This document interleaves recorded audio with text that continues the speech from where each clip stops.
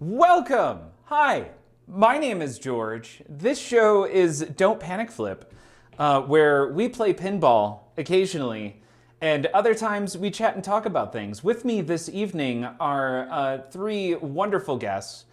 We have Dance Panda, I Only Seek Eurydice, and I Ski Do. Everyone, welcome this evening. Giorno. That's how you say hello in Italian. It really is. Thank you, George. Good to see you. Good to see you as well. Dance Panda, how are you this evening? Wait, you can see me? Uh-oh. Good to chat with you, I'm sorry.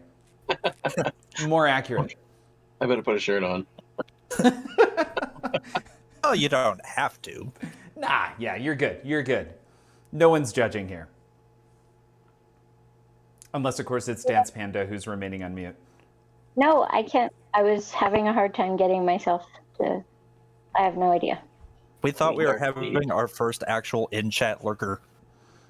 I was not. No. And you know what? This whole time I thought you guys were just talking over me the whole time, and I evidently just could not be heard. Oh my god, I'm post-emptively so sorry.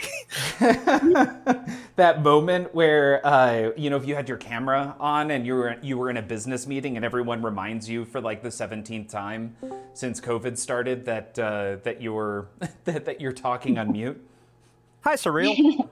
Surreal! Buddy. Welcome. Hey, Surreal. Hi. Did you just call him Cereal? Yeah. Everybody does. Shout out to Booberry. To Booberry. I thought I No. said Surreal. Yeah, I You gotta- finally threw that out today, by the way. I told you to go for Count Chocula, man. Yeah. Wait, so is Boo Berry the like blueberry Count Chocula? Is that it Yes. just came up in conversation recently? Okay. Yeah, Surreal bought some when Icekidu dropped him a link in the chat, and he's been eating it on stream. Okay. I did that twice, and I've determined that it's essentially chemical warfare. That's right. Is it chocolate flavored cereal? Is it blueberry? Sorry, is it chocolate flavored cereal that has been put like blueberries on top of it, or is it a blueberry flavored cereal that is no longer chocolate? Blueberry. It's a It's blueberry it's a cereal. blueberry. It's loosely blueberry flavored. No Blueberry blueberries colored. taste like that in nature, George, I assure you. It's blueberry colored. Blueberry inspired. There you go. I like that. There are hints of blue. It's more boo than blue. Yeah. I like that. Yeah, loosely based on.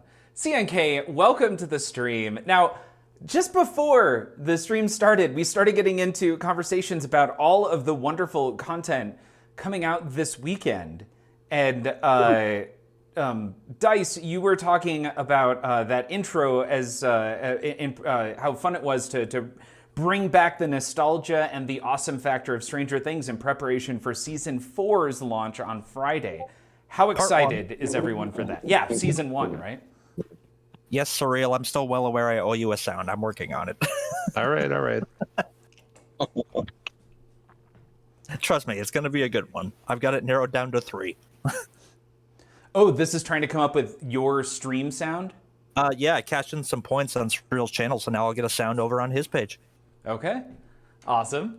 And yes, CNK, the Memorial Day weekend content situation is huge. You've Lots got of Top things Gun happening. Maverick on Thursday and Stranger Things Season 4 Part 1 on Friday.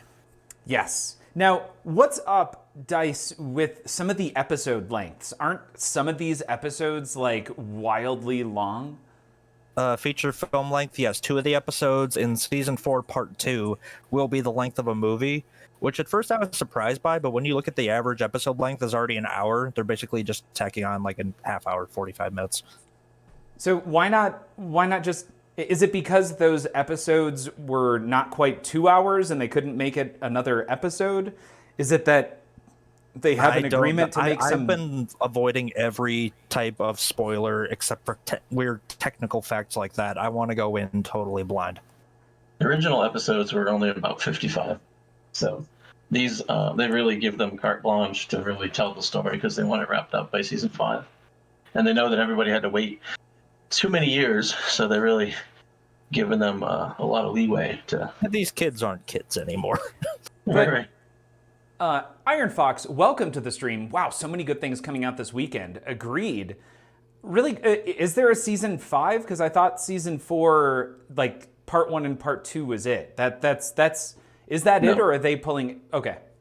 No, 5 will be the end. So there's season 4, part 1, part 2, and a season And then we're 5. getting one more season. But which hasn't been filmed yet.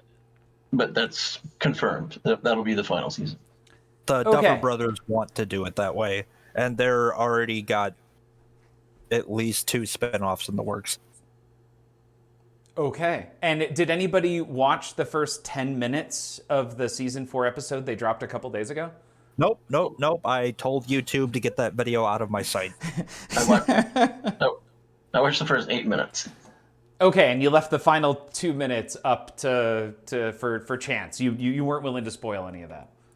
No, it was only 8 minutes. Oh, Oh, is it 8 okay. minutes? Got it. Okay.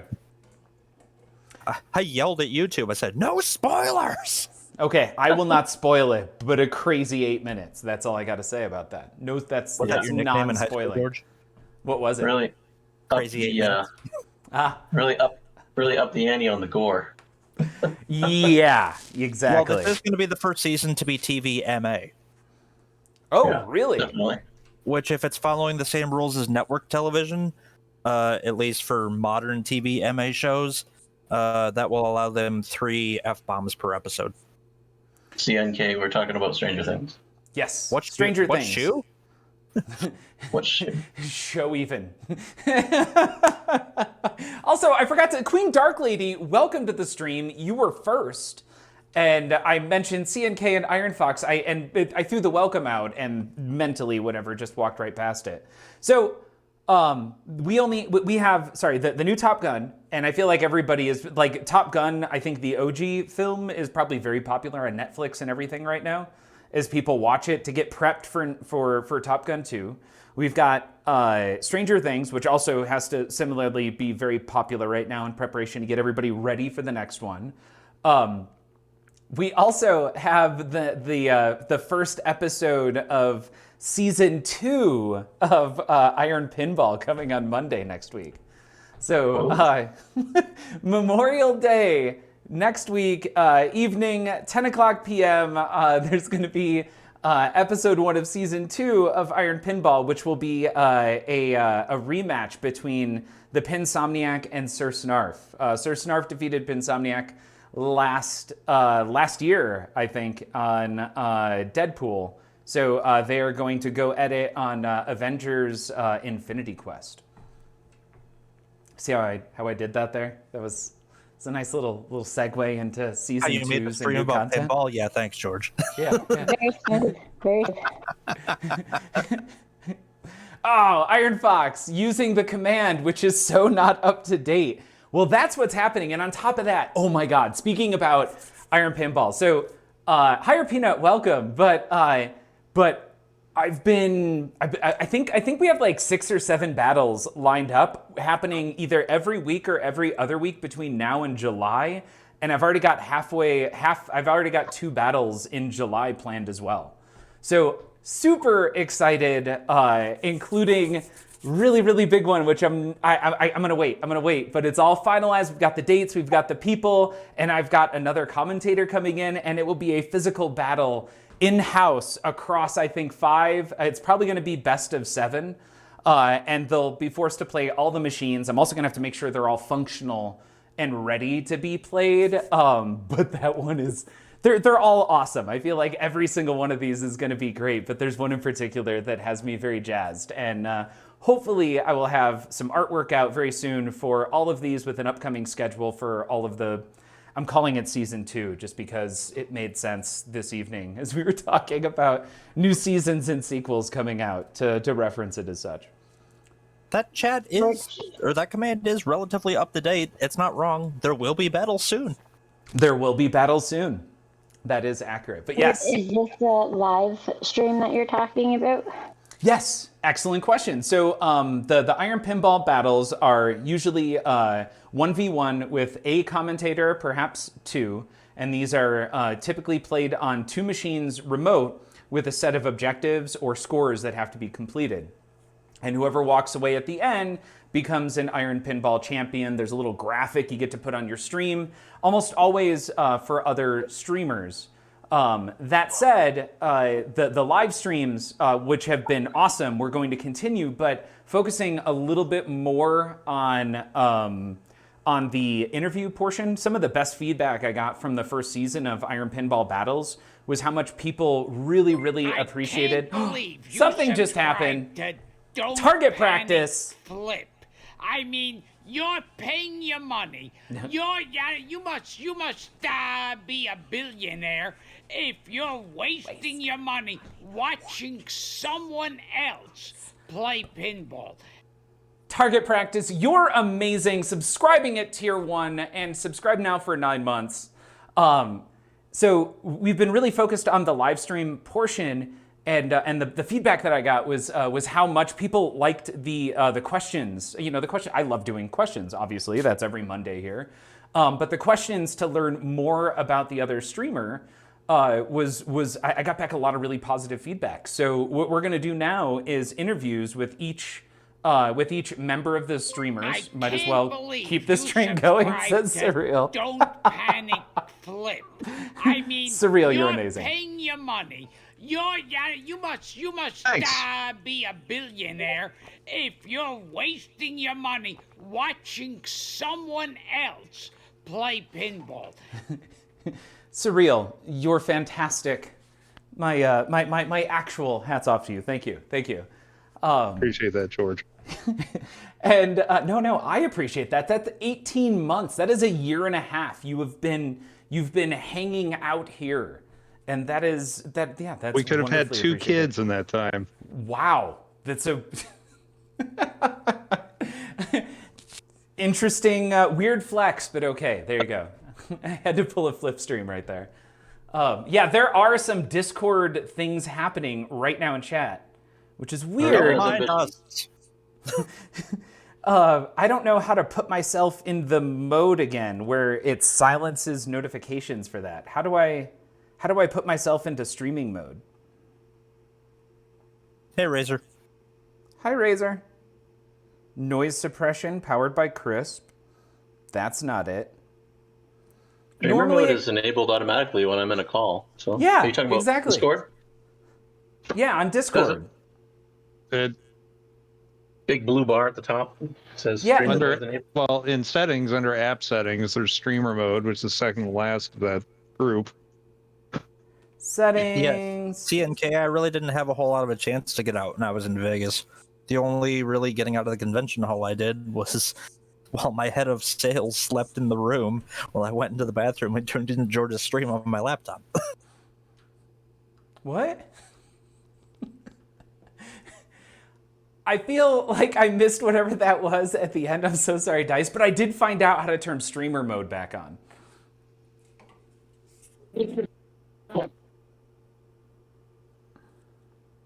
I recall when Dice was sitting on the floor of a bathroom watching the stream. When I was in Vegas Oh, for that's the right. Marijuana convention, CNK Right. said they hadn't heard any Vegas stories of me.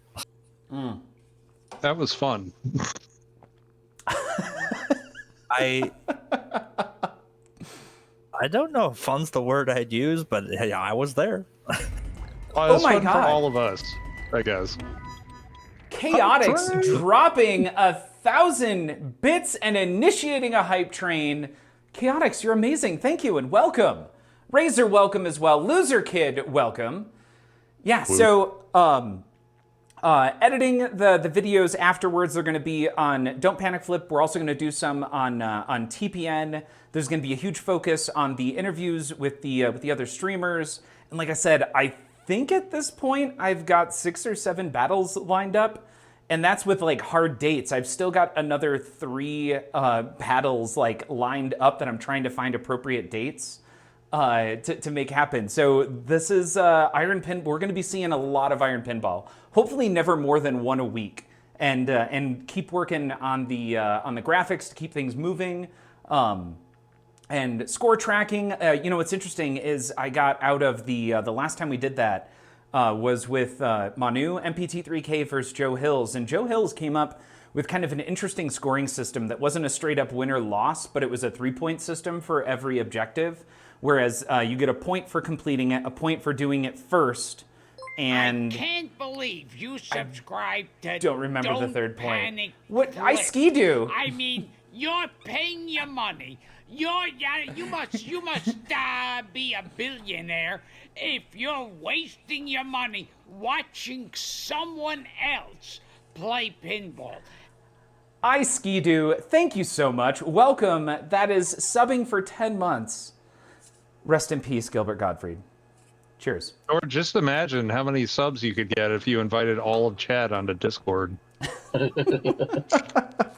Dice redeeming smelling salts immediately. Loser Kid dropping 100 bits. Thank you so much.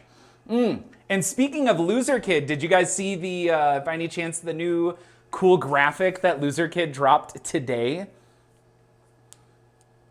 And as I say that, it's let me describe what that graphic is right now. So it's a 4-piece jigsaw puzzle, and each week for the past 3 weeks, Loser Kid has been populating one of those jigsaw puzzle pieces with a different graphic, and working towards the thing that we were trying so desperately to both describe but not give anything away about.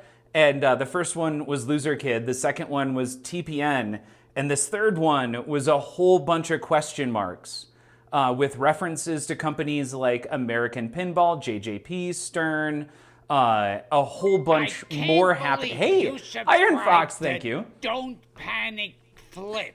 I mean, you're paying your money. You must be a billionaire if you're wasting your money watching someone else play pinball. Iron Fox, subscribing now for 5 months. Everyone, thank you so much. And we are, man, killing it on this hype train. We're already at 83%. I'm gonna switch over to this main view 1 over here. And we've got a little bit of rush going on. Also catching back up, he was watching George while on the can. You're forgetting that 6 weeks, that is a mandatory break from baby making. Oh, right, you do need to take a 6-week break after having a child.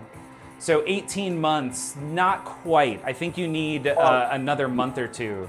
Oh, that's only the same person, though. Same woman. Oh, That's that is right. a really good point.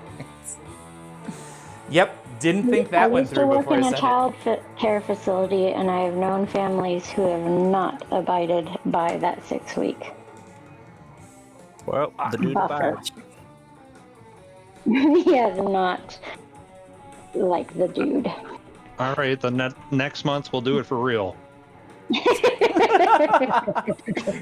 Arthur Pendragon's asking when battle season starts. Arthur Pendragon, the first one is Memorial Day. So 10 o'clock p.m. Memorial Day evening.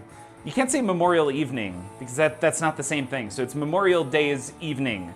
Will be the first time. one. Mountain 10 time. o'clock p.m. Mountain Time. Yes, the best of Ginger, all you the gonna time wear zones. all your Merca gear? That's on that stream. I don't actually know if I. Ooh, I just tap passed. Well, that was a good start. I don't know if I have any America gear, Jay-Z. Murder. Chaotix has to wait 6 weeks before it's mountain time. George, your pinball machine. Woof. I have nothing against Rush. Just like to give Scott crap when he is in here. I know. Well, and Loser Kid, it's so funny because I actually left the music on tonight, like specifically thinking about Scott and how much he was losing his shish kebabs. What just happened? Oh, there we go. During the podcast that night when we were talking about it.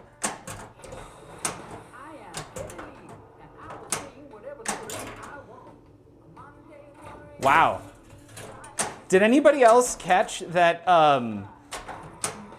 this, not the singer, yeah, is it the singer actually sounds like Joe Hills, or Joe Hills sounds like the lead singer of Rush?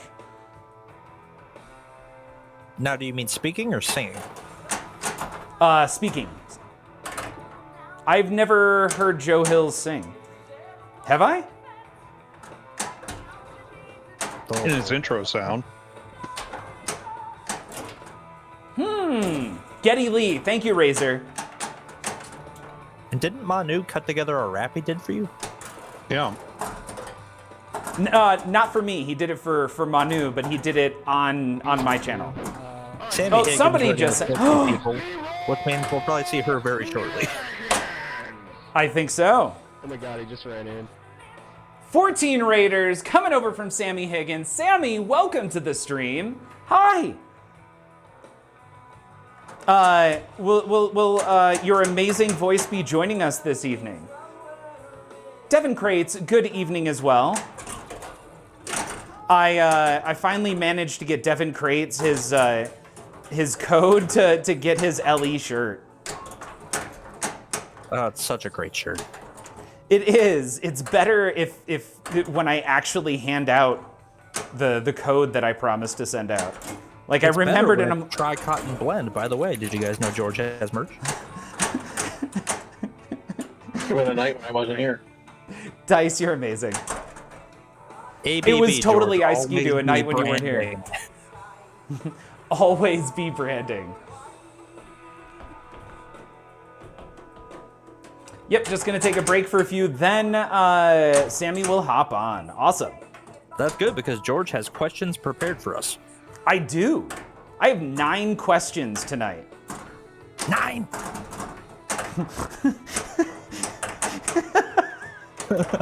Thank you, thank you.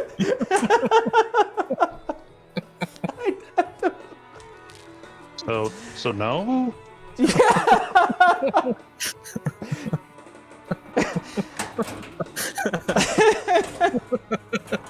Thank you, Dice. We did warn you, Sammy, and we told you to study, and we also told you to pick up a good question as your homework. That's true. Did we actually talk about Sammy picking a question? She does have a question, Okay, she does. Okay. but that's more of a statement. But Welcome to my off-stream chat, Iron Talk.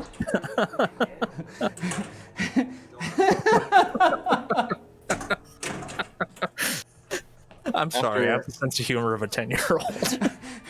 I'm still loving the fact that I have a question. And well, that was more of a statement.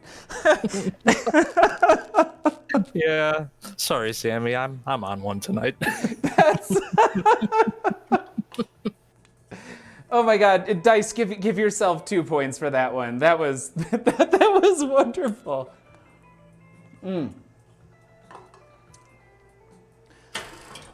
Oh, it's fine. It's fine. Doing fine. Okay, La Strangiato. So, speaking about Loser Kid did an interview with I can never. So he's the Bare Naked Ladies singer, whose name I always want to assume is Robert Pattinson, but I know that's not it because Robert Pattinson is the sparkly vampire, not the person from Bare Naked Ladies. But Not the guy that got mad at the bread. no. The pinball Yeah, guy. that's Smash Mouth. Yeah, the pinball guy. Oh, yeah. Ed Robertson. Thank you.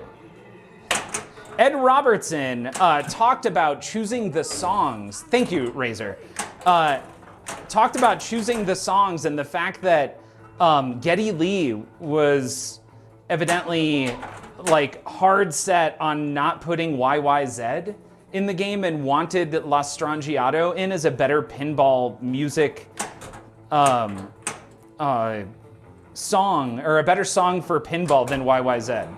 But YYZ not being in here is and I'm not a huge Rush fan, but was supposedly one of the big things that a lot of people are really upset about. Maybe it should be in the wizard mode or something. Oh, That would be cool. I don't think that's the case though. Hidden mode. secret mode. Only Ed Robertson has the code. Apparently, Snivy Jr. is in stream tonight.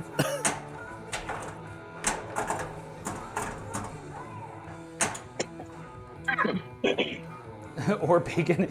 Bare Naked, yeah, YYZ is amazing. Huge loss. Chaotic Side, that is what I've heard. I am, as much as I enjoy Rush, at least I don't like actively dislike Rush like I do actively dislike Iron Maiden.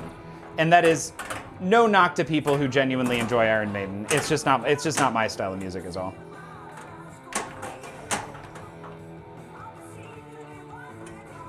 Fair enough.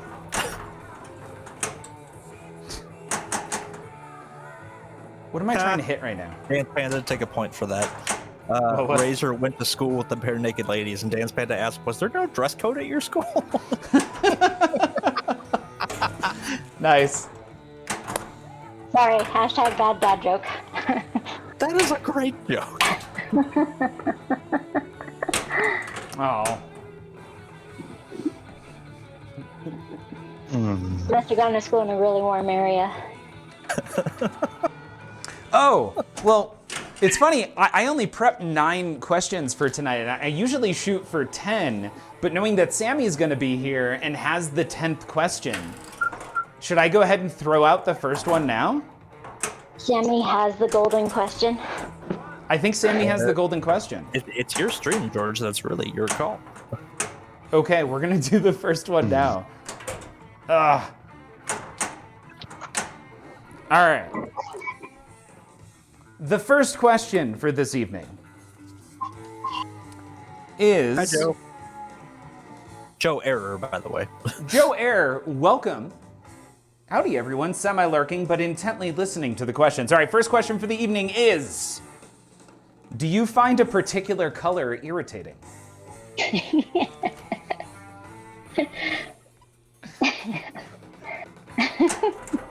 No. Depends on the color of whatever mess is on my white shirt. This is kind of an interesting question for me because I have a touch of synesthesia. Really? Yeah. That's where you can taste colors and stuff, right? Yeah, I associate numbers with colors, and I associate some tastes with colors. Orange tastes bad. Not oranges, but the color orange tastes bad to me. So that's going to be my answer. Okay, Especially not a when fan you of orange. Don't put the lid to the marker on. I'm just kidding. I'm sorry, Cyril. Wait, It don't tastes what? bad to me too. In contrast, one of the colors that does taste very good is purple. Of course it does, because purple is the best color. Woodchuck pear, if you ever drink that, tastes like purple to me, by the way. Woodchuck pear. Okay, so I'm gonna catch back up on chat here. Pastel Yellow gives puke-inducing rage to Joe Air. Queen Dark Lady doesn't find any color irritating, but yellow is definitely their least favorite. Chaotix dislikes red. And Joe Air, LSD taught me that purple tastes delicious.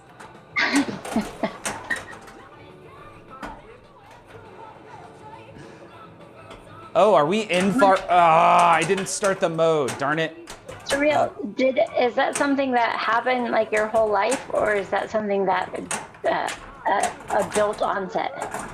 It's not. It's kind of been that way my whole life. It's not profound. I mean, it's not like I'm. It's mild, I guess, is what I'm trying to say. Yeah. But I've always associated colors with numbers, and it doesn't happen very often. But certain tastes will immediately make me think of color as well.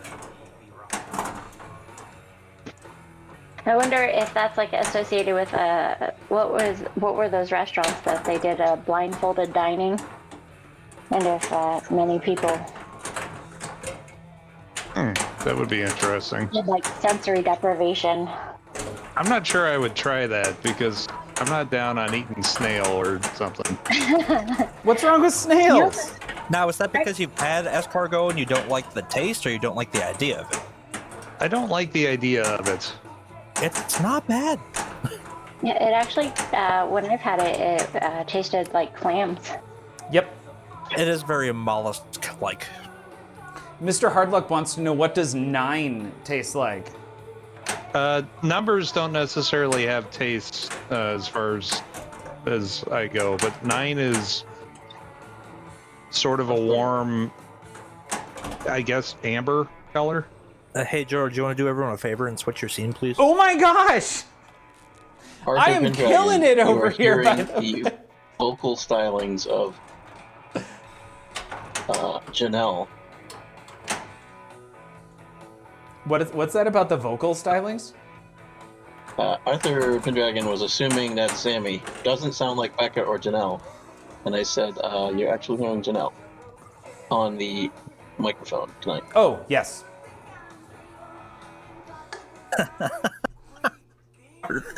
Sammy shall be joining us soon. Round 6. Arthur Pendragon. Just walk away. Yep. Queen Dark Lady, fascinating gameplay. You guys are all awesome, by the way. Queen Dark Lady just like, this is great. The facial features, and like George is really into it right now. I was Also enjoying scene the what do they call it? Your track mode on the 3 machines behind you. They're all running. I got Guardians running. Oh no. Oh wait, somebody did something most recently. Who is that? That was Iron Fox is resubscribed. We got to get Iron Fox in here. I'm guessing that's IFX. Iron Fox, what are your initials? I'm gonna start doing. Owe me some smelling salts, George. I do owe you smelling salts. Ugh. Don't tempt me to click it again. Blue screen of death is an annoying color. Oh, interesting. That's good. what Or rendering of death. Yeah. Annoying. Yeah. Really quick, my first drink is done. I'm gonna. Oh wait, do we do the camera? IFX is fine. Okay, Iron Fox, good. I gotta go think, feed the kittens in about 7 minutes, so I'll be gone for a bit. I Okay. think white is Hey, my least Sammy. favorite color. Hello. Right? Hey, But Sammy. you like... Hi, Sammy. Hey, Sammy. Hello. Sammy? Higher Peanut says the blue screen scared so many people they removed them, and now you have to dig to find the useful info that was on it. I haven't seen one of those in so long, I can't vouch for that. Earlier I said surreal, and Siri started yapping at me. And now I just said Sammy, and Siri started yapping at me. She just answers to anything with an S. Siri's very inclusive. Yes. Sammy, the question that you may or may not have just missed was, is there a particular color that irritates you? And this conversation kind of went wild when Surreal let us know that he has a bit of, I almost said fantasia. That is not the right word, nor is it aphasia. Synesthesia is what it's Synesthesia, called. your synesthesia. And that, of course, sent us all wildly into wonderful conversations about like what certain colors could potentially taste like. But is there a particular color, Sammy, that you find irritating? Mustard yellow. Yellow has come up several times, I think, this evening. I like bright yellow, but it's that like kind of brownish, like mustardy color yellow. I just really don't like. The Okay. 1970s yellow. Real mustard. 23 Oh, has yeah, that that color, bright yellow. by the way. Real mustard 23? is bright yellow. Yeah, but it's like that kind of like Dijon colored Well, mustard. that's Dijon. Okay, okay. Arthur Pendragon says that's baby poop yellow. Ugh. But yeah, what is the yellow natural spice that's so prevalent in yellow mustard? It's so bright yellow. It's crazy. I can't think of it at the moment. It's mustard. Pinball Network rating with 5 people. Pinball Network, thank you so much. Cheers to you on this fine evening. I'm assuming that was, in fact, I know it was Frisco Pinball. I happened to stop by very early on. Frisco, how are you doing? How was your stream? And the first question of the evening was, are there any colors that perhaps irritate you? So anyone coming over, feel free to answer that color. Right now, yellow has come up quite a few times. I'm gonna go out on a limb here on a color that bothers me. There is a particular color of blue associated with some Christmas lights that, for whatever reason, it's like my eyes refuse to focus on. It's like an LED blue that recently came out, maybe the past 10 or 15 years, and you see it all over the place now. And that color blue, like I lose the ability to focus at all distance-wise when I see that color. It's like my eyes can't tell if it's close or far away. I think it's because it's got like this weird flashing thing going on. Okay, but Eligos, welcome to the stream. Sammy, do you know the color I'm talking about though? Like, is I that do because I okay. have the same problem. It's and I think it's odd. more because the lights is doing this weird flickering thing. Okay, maybe that's it. Chaotix knows exactly what I'm talking about. That is what I was. I know I've spoke to other people who have had similar issues with it, but for me, I am super sensitive to issues with sight. And like my doctors have commented on the fact that I will start to get migraines as soon as my vision adjusts by like the smallest measurable amount. And it usually adjusts every year by 1 or 2 of whatever that number is. And it incrementally gets worse. But I notice it the second my eyes like shift a little bit. And whenever I see that blue light, it's like my eyes immediately go into that. I can't focus on anything if it's in my line of vision. And man, does that bother me so much. So that particular color blue happens to be, I think, my least favorite color. Frisco thrown in, by the way, doo-doo brown is I'm changing my answer. I agree with Queen Dark Lady. Whatever color those modern LED headlights are when you put your brights on at night, oh my god, can those just... First, non-sexual and only non-sexual use that bomb. Can those just fucking die? Oh yeah, I kind of dislike white, and it's only because it's overused. And you go into houses that are all white walls and white ceilings, and they're just so blah and boring. And I totally will not buy any clothing that is white because the first time I wear it, it's guaranteed to be ruined with a stain. You would not That's why like my favorite house. That's why I don't wear white pants. Oh. I also, well, I never wear. I would never wear all white clothing. A, but B, my favorite house ever was white subway tile with white cabinets on white granite countertops, with like hints of black here and there and stainless steel appliances. Like what you're describing is my like perfection of a house. I love an all white everything house with maybe little bits of raw wood and stainless steel everywhere.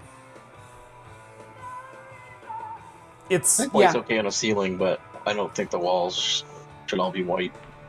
The amount of time that would take to clean daily. Right.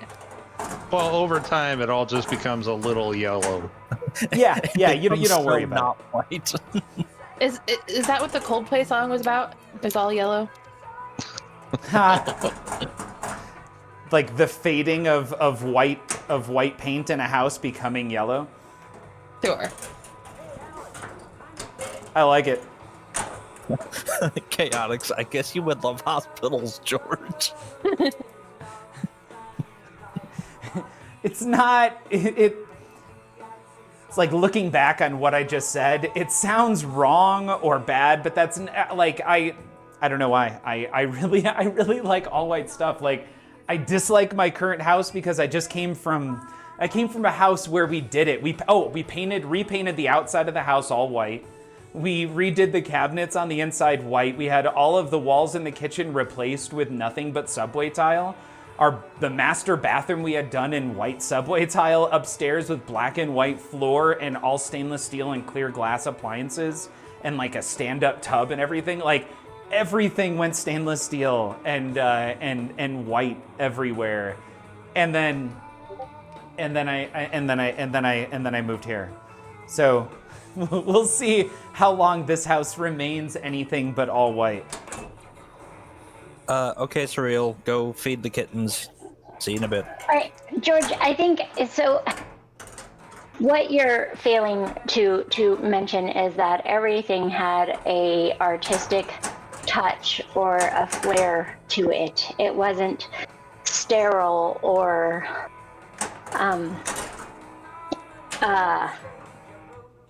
or I don't know. Like, I doubted your all white house, but you did break it up with like black shutters and a red door. Like, it wasn't one-dimensional. It was not one-dimensional, absolutely. Saribai, welcome to the stream. Yes, and then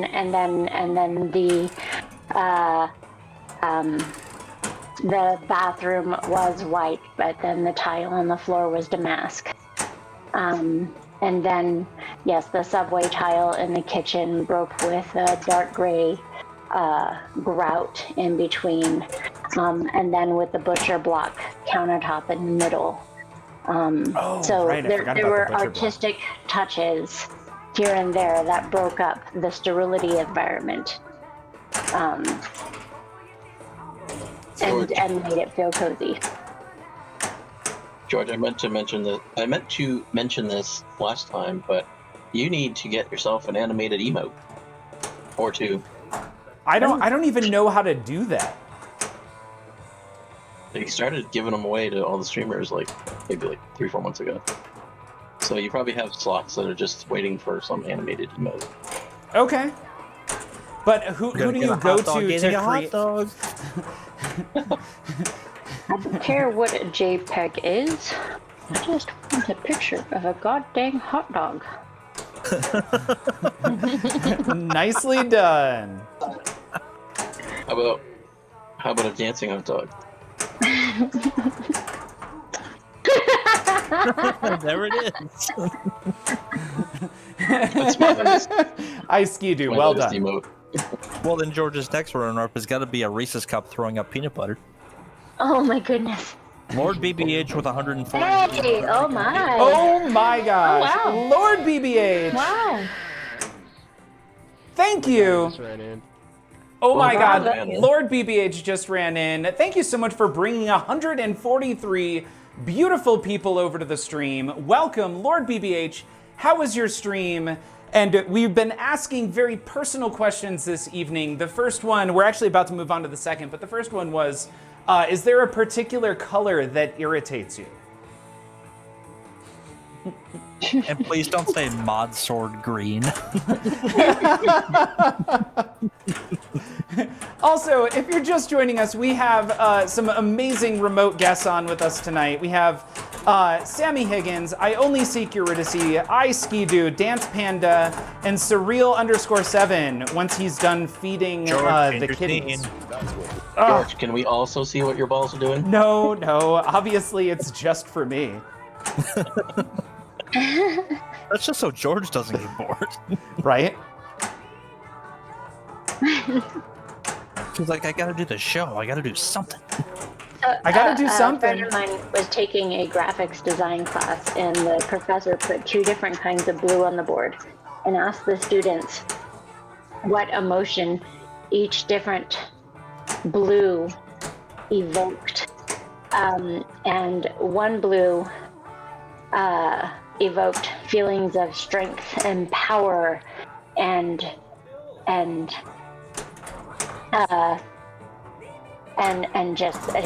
just strong, and like every synonym associated with that. Oh. And then the other color of blue evoked feelings of togetherness and positivity and hope.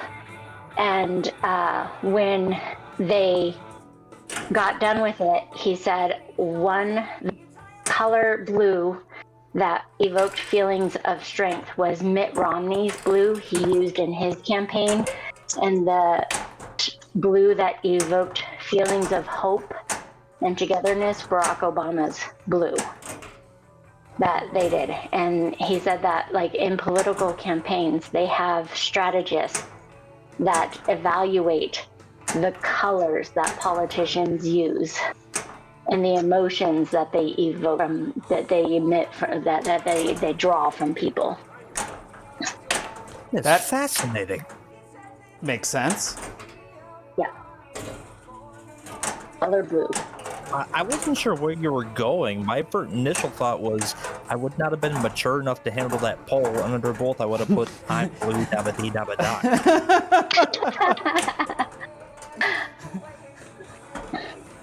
I did stand up in a wedding with one of the Blue Men in the Blue Man group. Mr. Blumen? You did what? One of them. In the Blue Man group? I was in a wedding with one of the Blue Men in the Blue Man group. Oh, okay. This is the way They're allowed to the words are coming out. disclose their identity? Well, I mean, they're interchangeable. So there's a series of them. Was his suit blue? No, they wear different clothes, don't they? Sacre bleu.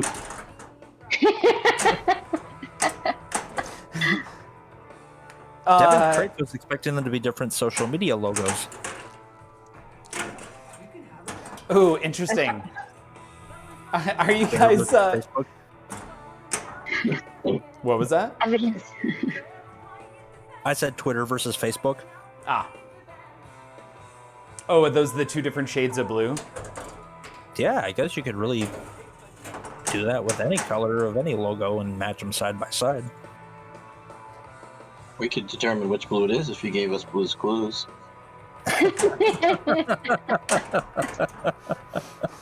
I'm leaving.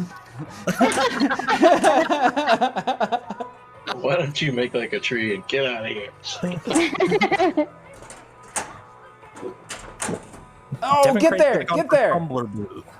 Okay, we could use Tumblr blue. Was that a real thing?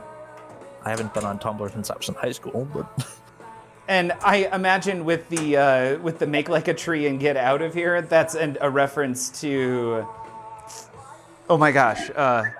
it rhymes with the Boondock Saints. Thank you, Boondock Saints. Oh, I lost the name right there. Hey, something just happened. Hey, Green K4 and Orange Right, thank you both for the follows, and welcome here to the club. Boondock Saints? That didn't come out before BTTF. What is BGGF? BTTF, Oh, Back to the Future? right? Oh, apparently Biff also said it in Back to the Future. Oh.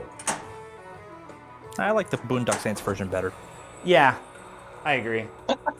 You know what they say, Well, George? I've seen- People in glass houses sink ships. Don't cross the road if you can't get out of the kitchen.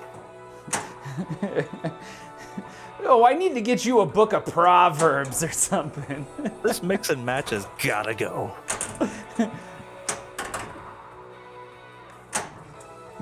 Oh man, there's a lot of pink shots here. Oh no. So since we haven't gotten to the second question yet, for those just joining us in chat here, how was your weekend? Ooh, excellent question. Mine was a lot of fun. I can't tell you what I did, but it was fun. Oh my. We decided not to get hepatitis. Oh, that's right. Yeah, I went to a tattoo festival and decided not to get tattoos. Something about people lined up in rows like a military hospital getting tattoos just didn't seem like the best idea. I'm sure it was very clean. I'm sure it was. Everybody was opening. What is it called? When the needles are in, or I don't know what the appropriate terminology is. Sterilization? Yeah, when they're in like the closed packages. Sterilized probably works. Tacoma-based stoner, how you doing? That's from Tacoma. But yeah, that's just, I don't know, everybody lined up in rows. Just reminded me of my bloodborne pathogens class. I took that. You took the bloodborne pathogens class? Oh yeah, every year. So we just have to take it every year. It's always the same test. You could just you can remember the answers from the previous year. It's Yeah. like 10 questions or something. Essentially, wash hands and wear gloves. There's a Wait, pun what? somewhere in there about it being catchy or transmittable or... Oh my god, there's something in there and I can't make it happen. Someone help me. Hey, Tacoma Bay Stoner... I did other things on the stream. I did not relink up the actional timing. Actually, I don't think I have any of the apps running right now. Hold on. Does that hold mean on. you need to start singing "Hello, My Darling" right now? No. Because you didn't relink. I mean, I like the frog with the hat. "Hello, my darling." There we go. Hello, my darling. Hello, my Oh my god, somebody's been raving. Was that you, High Ski Doo? No. Maybe once. Maybe they were stacked up from last time you were on TPN. It only goes back 24 hours. It drops it otherwise. So this is gonna give me a... Probably have tried it. I feel like Tacoma Bay Stoner needs something for their redemption. I don't disagree with what you're saying. They definitely need something, and I got nothing. I don't even know that song. For a smelling salt, and we're good. Oh my god! Well, Wait, there's 2 the red. smelling salts? No, that's only You can start 100. doing cartwheels or push-ups or take your shirt off. Oh my god, no, not taking my shirt off. All right. Sammy, I'm dying to hear your question. Oh. I was not prepared. Sorry. It's a stupid one, like the Okay. one I did last week. They're Okay, fine. good, yeah. We'll Okay. decide what's stupid. Okay, so you have a clean kitchen, right? You're seeing empty. You say you have a dishwasher. You put all the dishes away. Everything's clean. All right. So you go and you eat something, and you have dishes. Do you put them in the sink or do you put them on the counter? In the sink. I'm not an animal. We live in a society. Wait, Then wait, you wait. can't use the sink. I Why? don't have a dishwasher, Okay. so I will, once in a while, after I've washed all the dishes, I will wash every dish that I use for several days. Then eventually a couple will pile up in the sink on one side. And then eventually they'll start piling up on both sides. And then I have to move to the counter. And then I'm like, okay, I gotta get rid of these dishes. And I do them all. See, What my thing stages? is the people that I live with don't ever. It's just when I do them, and so then they pile the sink full of dishes, and no one can use the sink. It's like, just put it on the counter so people can still use the sink. If the sink is so full of dishes that you can't like fill it like a glass with water, you know, like I don't know. You should Clearly, a hide all- personal Yeah. frustration. You need one of those like restaurant buckets to put next to the sink for dishes. That's a good call. You should just hide all the dishes from them. I mean, if I wanted to start a war. Nothing but paper plates. Yeah. I have just enough dishes to work with the number of people that this house allows. So that way I can never run, like, I can never have so many dishes that it gets embarrassing. Your house limits you? Yeah, like it can't support more than, like, legitimately probably 6 people.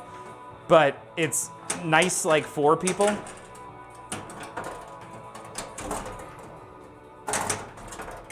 You have a 3-story house.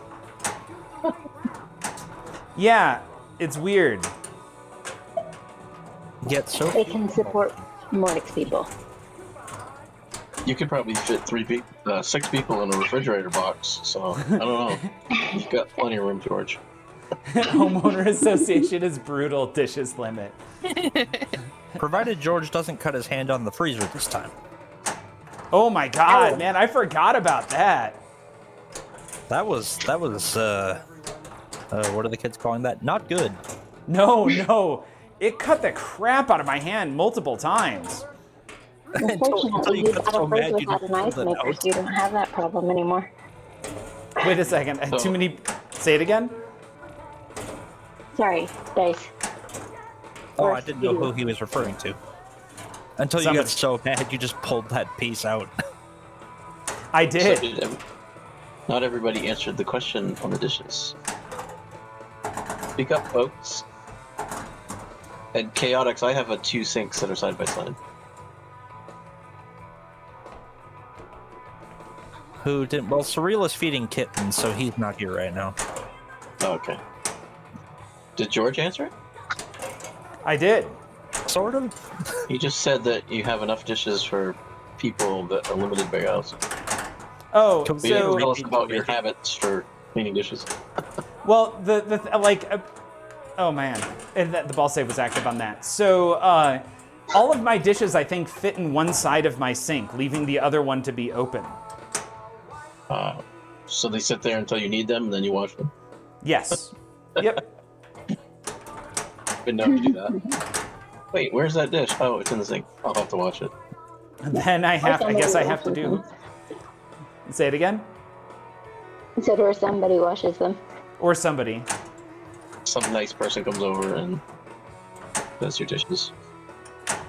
He has a dishwasher, so my dishwasher's broken. I relish in the fact that I can use a dishwasher. I bought a place with a broken dishwasher. I'm still waiting for the spare parts. So, my dishwashers only sit in one side of my sink. Sammy. Okay. Sounds like a good gift idea, George. Wink, wink, nudge, nudge. No, I Have you had it? warranty. Go ahead. Oh, I have a home warranty. I was poking around at it, and after a couple weeks of poking around at it myself, I realized that it was covered under my home warranty, and called the dude, and the dude looked at it for 2 minutes and said, "You have a blown motor." I was like, "Okay, well that's something I couldn't fix." Sorry, a blown what? Motor. Oh, motor. How much is that going to cost to fix? Home warranty. Just it's covered under the home warranty. I'm just waiting for the part to come in. Gotcha. And every time I call the home warranty, they say, "We need to transfer you to the people." And every time I call the people, they say, "Well, it's ordered through the home warranty." And I'm like, "Can somebody please tell me where this is ordered through, and can I get a tracking number, and if it was ordered, when it was ordered, and can I get some information?" And no. Yeah, so much stuff is getting lost in the mail these days. It's like they can't give you that information. That's no good. I know. I'm too much of a control freak to let it go. That's how you get things done sometimes, though. Well, I used to work for an HVAC company where we ordered parts through people all the time, so I'm like, just let me handle it, please. I've had pretty good luck with my mail lately, and I get that USPS informed delivery. So every morning I get an email with like pictures of what should be in my mailbox. Yeah, I love that. I need to set that up for my new place. It's a nice feature. So I work in procurement, and so like I'm constantly tracking packages, and I've never seen, in all of the years that I've worked there, I've never seen as many lost packages as we've had in like, especially like the first like 8 weeks of the year. It was we had more lost packages than I've seen in 3 years combined. Is that from all carriers or just the U.S. mail carrier? Mostly FedEx, to be honest. FedEx. So. I didn't come here to diss FedEx. That was not my goal. But They were the ones. They were the ones who crushed my Big Lebowski, and I had to wait 10 months for it to get fixed. Ugh. I was not impressed. You raise around, and I should have done that. But then my warranty wouldn't have covered it. Good point. I tried to pull that with my washer and dryer. That whole nightmare. Props to you, Chaotix, for actually obeying your wife's wishes. His wife has trained him to basically wash the dishes as he uses them, so props to her, I guess. Sorry, 1 second. Like, my thing is like, if the dishwasher's empty and it's not, like, full of clean dishes, like, it takes, like, 2 extra seconds to just put whatever you're gonna put in the sink in the dishwasher. Oh, legit. Here's what you should do. Leave all of the clean dishes in the dishwasher. Why is that? When they go to look for a dish, they will have to find the dish in the dishwasher. They will be forced to go in the dishwasher. Then they'll get in the habit of knowing what a dishwasher is. No, then they just use the dishes in the dishwasher until we're out of those dishes too, and then there's just like a mountain of dishes across the kitchen. That I sucks. may have purchased like a party tray at one time and put all the dishes on my kids' beds because I was tired of it. Saying the same thing over and over and over and over and over and over. And so I just took all of the dirty dishes because the dishwasher was empty. And I just took all the dirty dishes and put it on a little dollar store party tray and put it on their bed.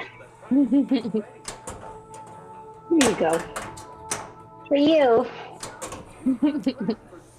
Nicely done. Kids are the worst, says Razor. I feel like that was said by a parent right there. Yes. Kids are outlawed. Chaotix used to be one, can confirm. Yeah, teenagers. That's. I was a teenager. I was a jerk face at one point, so it's really good. What's question 2? 3. We have the dishes. Right. Trace. Hold up. So Okay. number 3 is what superhero or villain or any kind of character I feel like in fiction or whatever would make a great therapist? The Hulk. Okay, I like that. Just because he's so smart? Because he wasn't a therapist, right? Yeah, but he had to like start to figure out how to like deal with his emotions. Right, okay. Like a good amount of experience dealing with being a human. And multiple facets of himself. Right. Oh yeah, like he had to fix the fact that he had multiple personality disorder. Yeah, A great wet therapist, yes. Would you want Bruce or the Hulk? I guess it'd be Bruce, yeah. Or do you want Smart Hulk, which is when Bruce collapses with the Hulk? Or Oh, there you go. Yeah. coalesces. Yeah. I would say Professor Xavier. I was on that same. Yeah. He kind of screwed up Jean. He did Kind mess. of like got it wrong. Like when somebody goes into your head and starts messing with it, I don't know what to do about that. He couldn't help himself. I mean, if you go by the Dresden way, Dr. Xavier should have been executed. Oh, that's a good point. I didn't really think about that. Mind magic is Detail not says something. Hermione.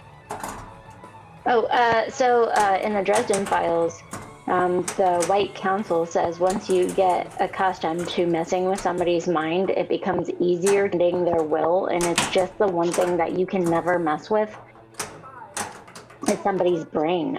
You can't mess with the way somebody operates, because it messes with you as a person. Yep. Well, that's what we all try to do as a society with all these drugs. Try to alter people's brains. But that's letting people alter themselves. Well, That's sometimes not it's against physically- their control. It's against their control if they're committed, they're in psychiatric thing or something. Yeah. Oh my gosh. Data Oh from my God. Star Trek. He talked to Freud once. I like that. Oh my gosh, Freud. What about Spock? Spock. Fuck. Too much repression. Right? There's a whole culture like based entirely on repression. Oh, same with somebody. Arthur Pendragon says Doctor Who, but same issue. I haven't watched enough Doctor Who to know if that's somehow beneficial. Would Doctor Who have a little bit of a God complex? Depends on who's writing that episode. Yeah. But like, definitely the same issues with the culture of repression and like, he's got issues, man. I know. I mean, not to say that disqualifies anybody, but I mean, like, he's not seeing things the same way as like a human would. Let's put it that way. I mean, I suppose therapists are individualized as we are, right? So it would depend what you seek in a therapist. George, Probably what is somebody your... of the same species. Sorry, Icekidu, you about to say something? Yeah, what are your thoughts on the sound package for the Doctor Who pinball? I like it a lot, and some people hate it. There's Doctor Who pinball? Sorry. Yes, there is. What? From the 90s. Yeah. Oh, okay. DMD. Yeah. It's got 7 doctors on it. I think I remember really liking it. I've only played it a handful of times, but it's a very enjoyable pinball machine. Yeah, some people hate it when the Daleks start going crazy and going, "That's Doctor." That particular That's sound, Like the old multi-ball. It's crazy. It's just really loud, and I just think it's awesome. the first time I got introduced to Daleks, I had to shut the episode off. I'm like, I can't handle that. I can't handle that sound. And the fact that it's so ridiculously repetitive. There you go. Then you probably don't like the pinball because it's that sound. It is that sound, but it's not that bad. I don't know why. Like, I really enjoyed playing that game, even though I got my butt kicked at it. Yeah, I remember watching Walt play it a couple months ago. That was crazy. He just kept making those loops. Oh, yeah. Loop forever. Exterminate. Exterminate! Exterminate the Doctor! Trying to get... What did I miss? Hey, Surreal. And Arthur Pendragon. What was the question?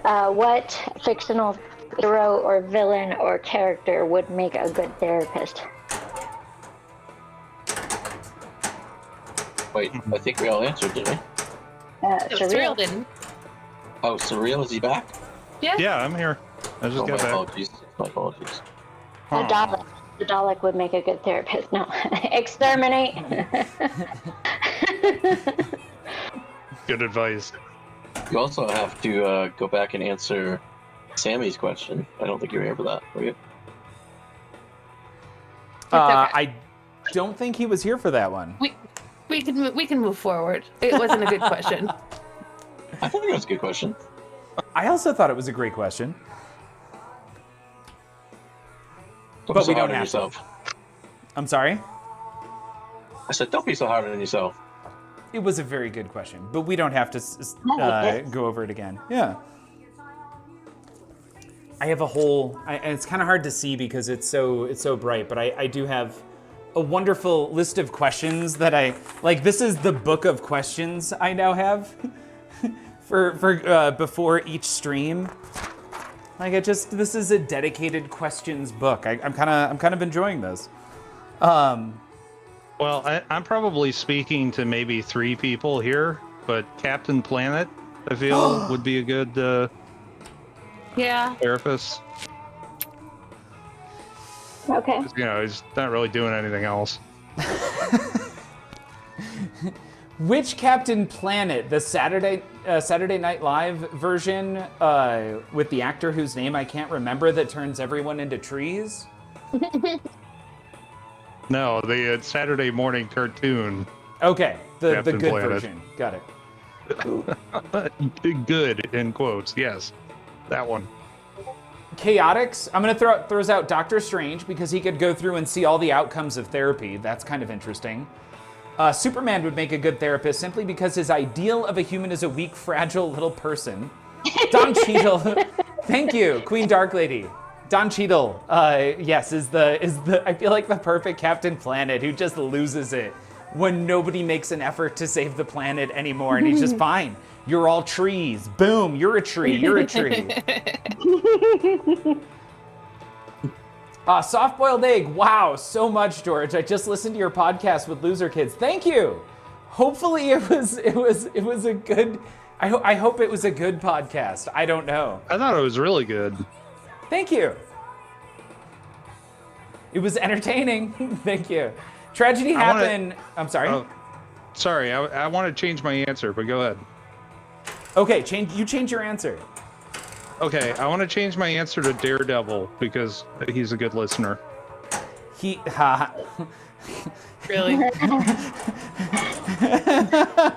Jesus, tough room. All right, fine.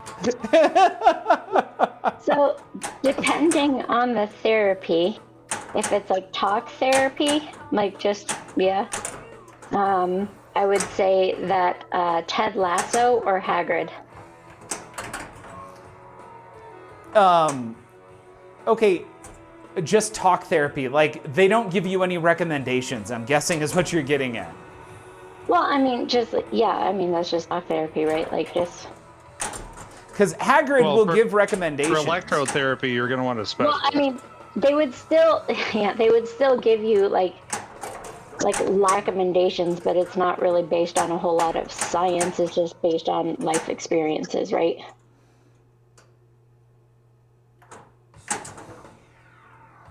Maybe. I don't know. I don't know on Hagrid. Has he ever given good advice? Follow the spiders. It was effective. to two 12-year-olds to follow the spiders to go speak. Well, the adults weren't solving the problems. Yeah. I'm just Okay, but, Hagrid subscribes to the let teenagers and solve the problems, not adults. Effective way of doing things. I mean, Hermione would be an adult by now, so she'd probably be a good therapist. Okay. She'd probably need a good therapist more than anything after everything they went through. Oh my gosh. Yeah, that is absolutely Probably would have her correct. master's in therapy by now. With a minor in magic, or major in magic, minoring in... Soft-boiled egg says, Hermione, not a good therapist. Very self-important. That's interesting. Could she listen without just like losing it and telling you exactly what your issue was? I mean, well... When we knew her most, it was when she was a child, so most children are very self-important. No, if you read The Cursed Child, she is still a control freak as an adult. Spoilers. I can see that. I wish I hadn't read The Cursed Child. Oh, come on. They forgot that Ron and Hermione had a Nice son save. until the second act. I don't remember that, but I will take your word on it. Well, who I'm can just telling you remember that was the kids? amount of detail. Does anybody know any psychologists in their personal life? I mean, Psychologist or many. psychiatrist? Oh, yeah. Yeah, I used to work with one at my old job. And he was. Would you say that they're a little self-involved? No, he was very down to earth and very well mannered, very nice person. Software Leg says, yeah, several. They charge way too much. My stepfather growing up was going to school to be a psychiatrist, and he was a hideous narcissist. So that is the thing. Yeah. George, you know one. Wait a second, really quick. Harley Quinn has a degree in therapy. That is Hop Dog. Very, very excellent point right there. Before she lost it, she was a therapist to the Joker. Her brain got fried. Also, Draco Malfoy, worst therapist ever. Get lost, Potter. He would just spit it out all the time. He does have a saliva problem. Crying all There's a over the loogie. place. I'm There's a sorry. loogie on the glass. Where? I was just kidding. I'm like, what? Did I just God, I spit hope on that's the not glass? Like, I don't Well, think it's I spit on the glass. I was just expanding on what Janelle said. I appreciate the science behind therapy. I had a therapist who had a PhD in psychology and biology. And so we would spend half the time talking about human nature and why people do the things they do.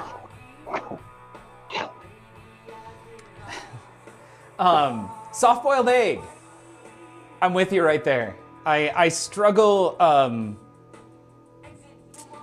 It's going to go down a rabbit hole because a lot of people utilize therapists, and I have some very strong feelings. But yeah, that's a couch session. I feel like at some point, which I would love to make happen. By the way, just throw cameras on, get everybody to sit at a couch, get like an 8-camera session going on, and just chat about stuff as opposed to talking over pinball. And one of the topics could definitely be therapists. Okay. So the fourth question for this evening, I hope everyone's ready, and I'm actually going to remember to switch scenes back. Hey, Razor likes couches. Can I nap? Yes. Especially on my couch, by the way. My couch, I fall asleep on my couch all the time, and I was never a napper, but it's amazing. The third question is, what historical event would make for a great pinball machine? And I want to start off because I think the Salem witch trials could actually make for an amazing pinball machine. Oh, that would be good. Long enough ago. Yeah, right? Long enough ago. It's, there's been so many movies surrounding it, so it's not something I feel like that can be taken offensively, and you can have some creative freedom with it. And there's just a lot of things you can do with that theme. Oh my God, all the pinball companies sleeping on the Requiem for a Dream license? Oh, no. Oh my God, no. Vomit. That's the pinball table you play once. And you never want to play again. Yeah. Arthur Pendragon going World War II, Battle of Midway or Pearl Harbor. D.B. Cooper, the pinball, and the money he took. Lewis and Clark with Pocahontas, I like it. The Hindenburg explosion. I'd lose $1,000 to that.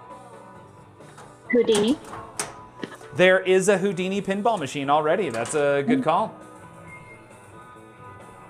I agree that D.B. Cooper's could a be cool interesting.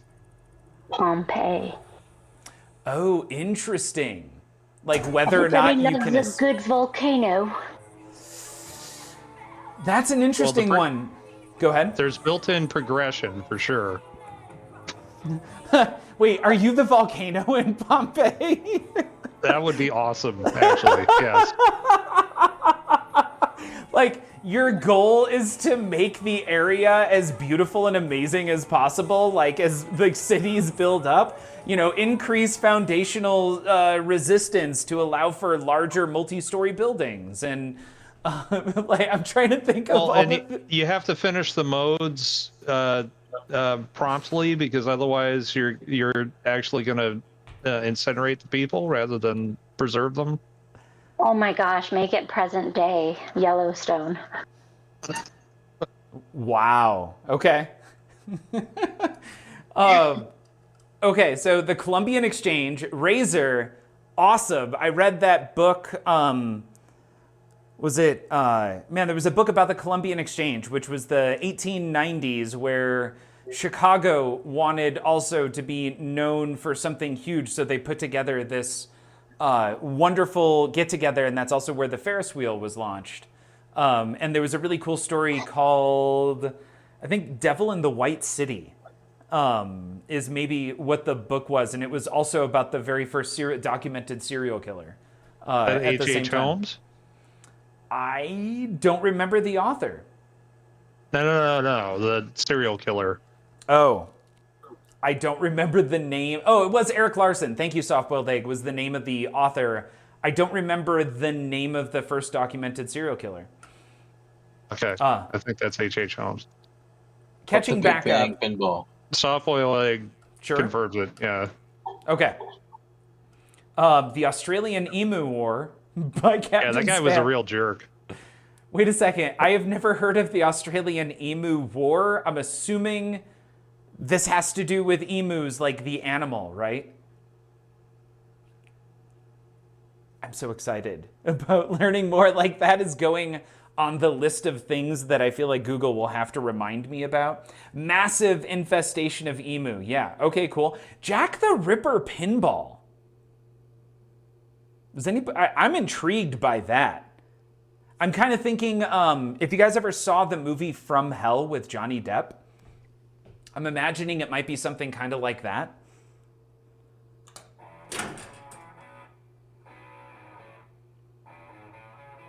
Are you collecting streetwalkers? It seems so dark. That is a really good point. So it's not so much, you know what? I imagine it would have to be like loosely based on Jack, like you're maybe not a historical event, but you're tracking a serial killer or something like that. Man, and every time you drain, he gets closer. That makes me think that like Nightmare on Elm Street or Friday the 13th might be fun, but as far as I know, those are not historically accurate. I didn't forget Chaotix. Just do a serial killer one based on, like current pop culture does have like the serial killer podcast or the murder podcasts that are super popular. So you could do Jack the Ripper, Son of Sam, the Zodiac Killer, etc. Oh yeah, you could absolutely do that right now. Like, people are talking about murder television shows it's like a national pastime. Mm-hmm. They tried to cull emus with artillery. Emus run very fast away from loud noises. It was not effective, says Stephen Grace. Razor is not a murder fan. Murder. I had to say it because of Hot Fuzz. Also, that was an awful first ball.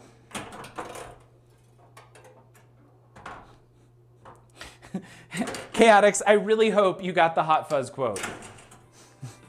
Okay, World Cup 2022.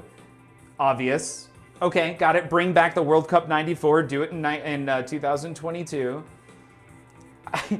Wait a second. So the massive infestation of emus, how could we make that work as a theme? Like, you're the Australian government and you have different ways to try and attack the infestation. And how do you battle it? And it can go this way or that based on how you perform in a mode. You might be able to clear a particular area of Australia of emus. The greater good. I'm imagining a reverse multi-ball where every ball that you drain launches 2 more until you've got 30 on the field and you can't do anything. Okay, got it. Yeah, Apollo 13. Like, just so much happening. I'm going with Big Bang Pinball. Big Bang, okay. Like, not Big Bang good. Theory, but like the Big Bang, the actual Big Bang Theory. Is it a theory? It's not proven, so it has to be a theory, right? It is a theory, yeah. It's probably right, but yeah, it's a theory. And now that I've said that, tomorrow I'm going to read Big Bang Theory Disproven. You know, there's a comedian. Star Child discovered. Yeah. There's a comedian who said, man, you think your, what is it? You think your problems are significant? Zoom out a bit. Nothing makes sense. You live on a rock that is spinning around a burning ball of like fusion that's just orbiting around it. That comedian is amazing, by the way. I can't think of it, but I guess what I was getting at is you were talking about the theory of the Big Bang, or the Big Bang Theory being disproven because we had talked about it and you had committed in a very nonchalant way into saying it's most likely right. I just love that idea of zooming out and thinking of the fact like you are here that nice little picture that shows where we are in the Milky Way. And then if you could do that again amongst all of the galaxies in our known universe and say you are here amongst the whole like tubular picture of where all those galaxies are. Well, if you've ever seen the what is it, an essay, I guess, by Carl Sagan called the Pale Blue Dot. I have not. Which is where they had one of the I can't remember which satellite, but they as one of the last things that they were able to do with this satellite or exploratory whatever satellite, they turned it back around and had to take a picture of Earth, and it's a pixel wide and it's blue in this wash of sunlight, whatever. And he did this whole thing about how every war that's ever been fought, everyone that has ever lived and died, and everything you've ever known has just been this tiny dot. Right. And the thing that's profound about that is that it wasn't theoretical. It wasn't just something to think about. This is literally a picture of that. Where Right. it's just in this huge blackness of space, and that's everything. Love it. Yeah, it's just it's good every once in a while. I feel like to be reminded of the nature of everything we deal with. Try to tilt. We're getting real serious up in here. How are you doing? Fuzzy Cord, welcome.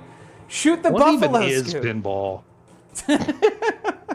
We're asking the big questions here. Soft-boiled egg. I wasn't talking about Big Bang Theory, the TV show. I was talking about the Big Bang. Like, yeah, the actual Big Bang. We were talking about historical events. Is the wizard mode the cold death of the universe? Right. Entropy, like the That's a full long realization of timeline. entropy. Yeah. The Mesozoic era pinball. Mini wizard mode is evaporating a black hole. Arthur Pendragon pointing out you could retheme Big Bang, the Pinbot, and retheme it to Big Bang Theory. I do like the idea of Oregon Trail pinball, Mr. Hardluck. If I know anything about Oregon Trail, Wait a second, we got a picture of the black hole at the center of the galaxy recently. That's fun. Not nice to refer to George's ex's wife that way. You have died of dysentery. Thank you. Ooh, Civilization-themed pinball.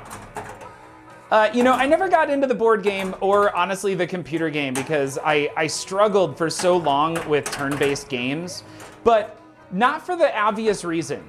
I'm gonna say it's because I played with people who didn't know how to take fast turns. So I feel like it's not my fault. Like I could have enjoyed that game. But I always loved the idea of it.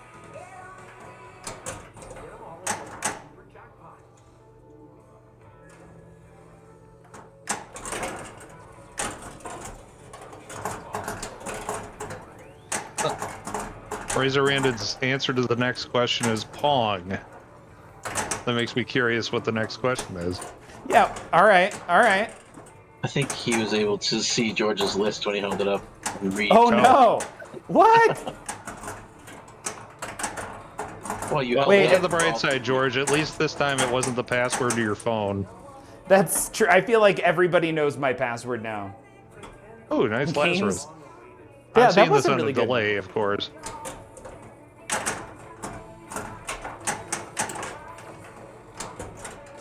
All right, that did not work out anywhere near as well as I was hoping. All right, next question.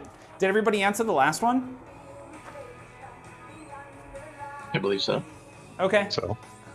So next question, if you could just zoom in, you'd be able to see it, is... Oh, no, you skipped to number 5. You actually saw it. Yeah, okay, cool. Now I gotta hold it off screen so y'all don't see it. But where would you go in a zombie apocalypse? Home Depot. Yeah, okay, got it. Like your initial thing would be to go to Home Depot. I joined the club. You just you would just go ahead dip and- it. Yeah, here. Have some food. What if they start with the entrails, though? That sounds unpleasant. Happy entrails to you until you're dead again. Well, apparently the pub is a good answer. It should be. I actually I got the book on how Shaun of the Dead was made. Arthur Pendragon's with me. Toward the zombies. Get it over with. Yep. Not that. Oh no. Somebody mentioned going towards the mountain, some sort of summer camp. Joe Air, same thing. I feel like I would head up, make sure I was close to a stream where I could get fresh water, and make sure I had plenty of weapons and guns and bow and arrows. And the first thing I would do is learn how to become like a Fletcher.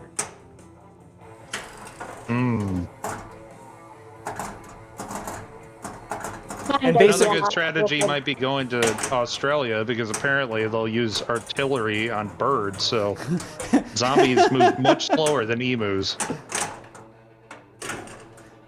You don't Good know. point. With the Well, decal. that's true. It might be 28 days later zombies. Those zombies This were hasn't crazy. been this hasn't been clarified.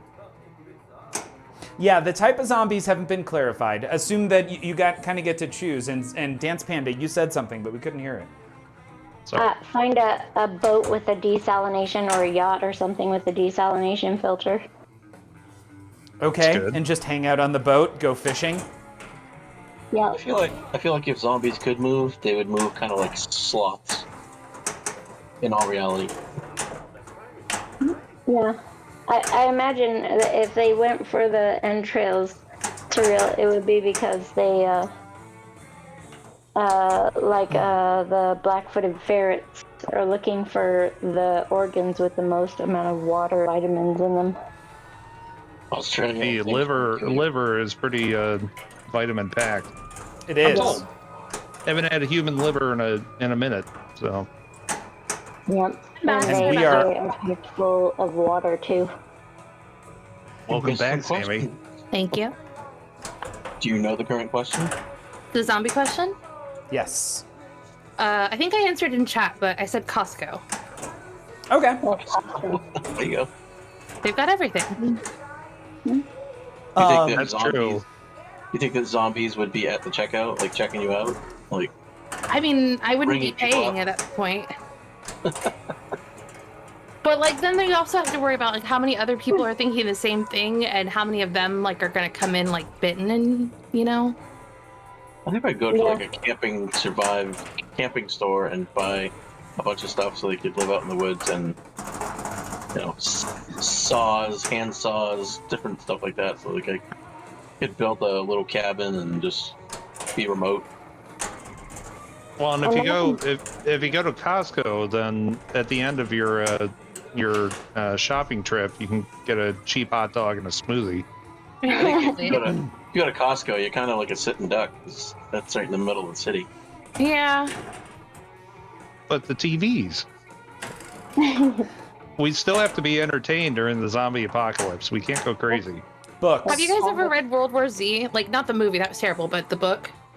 You thought it was terrible? I I- actually what- liked that movie. Okay. I thought it had literally nothing to do with the book. But does that make it a bad movie?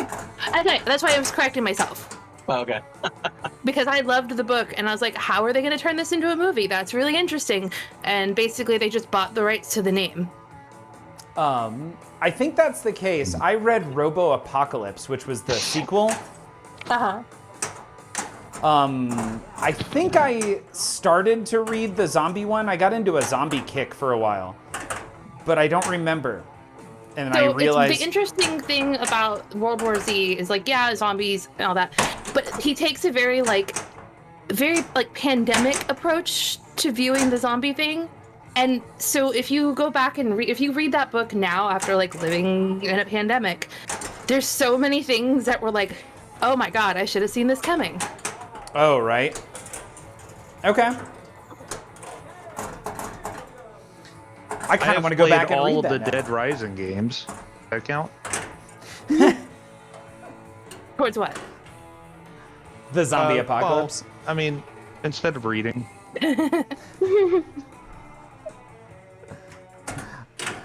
Yeah, Got cool points from me, Surreal. yeah. All right.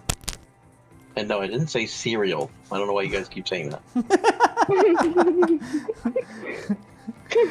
Okay. It's Just Game Siri, Club think you said Central Siri. that calls me cereal all the time. Oh, okay. Razor, have a great night. Thank you so much for hanging out. Good night, Razor Randon. Night Razor. This is one I think everybody here can answer. What is the first computer game you ever Pong. played? Sorry.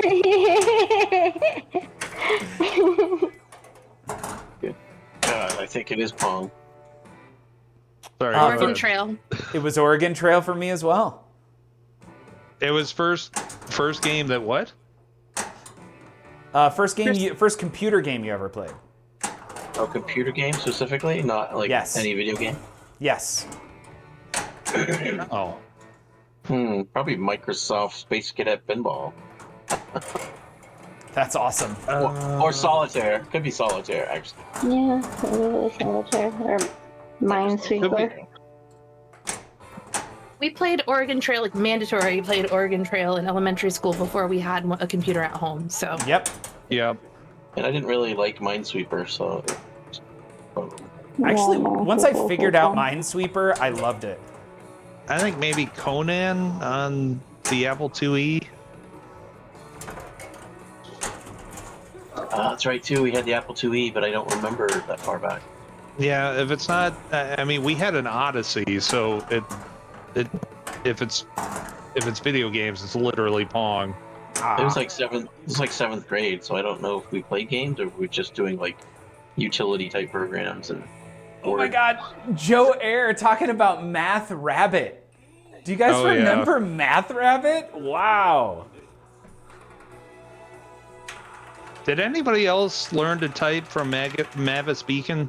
yes. No. Okay. Cool.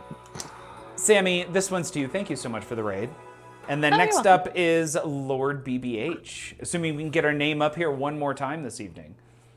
Sports Management Incorporated.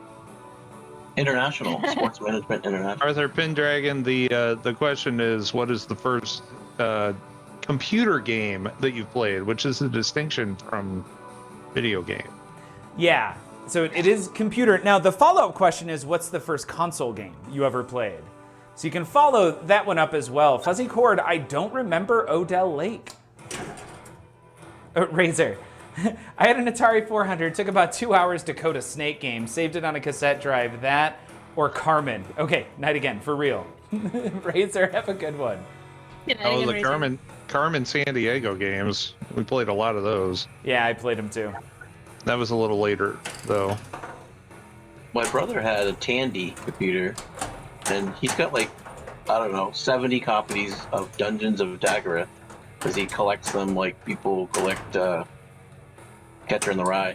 Nice. I was just about to say Catcher in the Rye. I love it. He's got like all the old cartridges. Anytime he sees them, he buys that same title. I don't know why, and I gotta think I played that probably before anything else.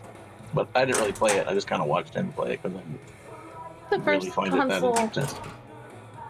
I think my first console was probably the original Mario. Ours On was the our Atari Nintendo 2600. Entertainment System. Arthur, I think, is my brother. Because look at him. He's literally playing the same games. So My on dad Nin- is still playing Wizardry 9, I think. They made it up to 9? Wow. Remember Wizardry. I feel like I That was remember on an Apple Wizardry. IIe too, I think.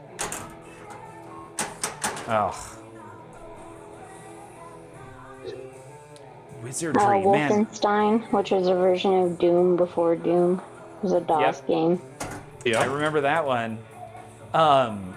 Shoot. Oh, I had one. That was honestly, I think I played Duck Hunt because it came with the Nintendo Entertainment System before I played Mario. George, Same you with remember Mario. the Robbie robot? The which one? The Robbie robot that came with No. the NES. Some of the systems had the little robot. Nope. Looked like a little spinning ball, little top. Yeah, No. with what was it? Wasn't Gyroscope, Gyro something. That was the only game I think that actually used it. This is making me feel old because everything that you guys are listing is like I was aware, self-aware. My friend had a ColecoVision, which is cool. Yeah, ColecoVision was Yeah. awesome because it played Atari 2600 games and ColecoVision games. And we would play like Mr. Dew's Castle or something like that. I don't know. And Smurfs, surprisingly, was also very good.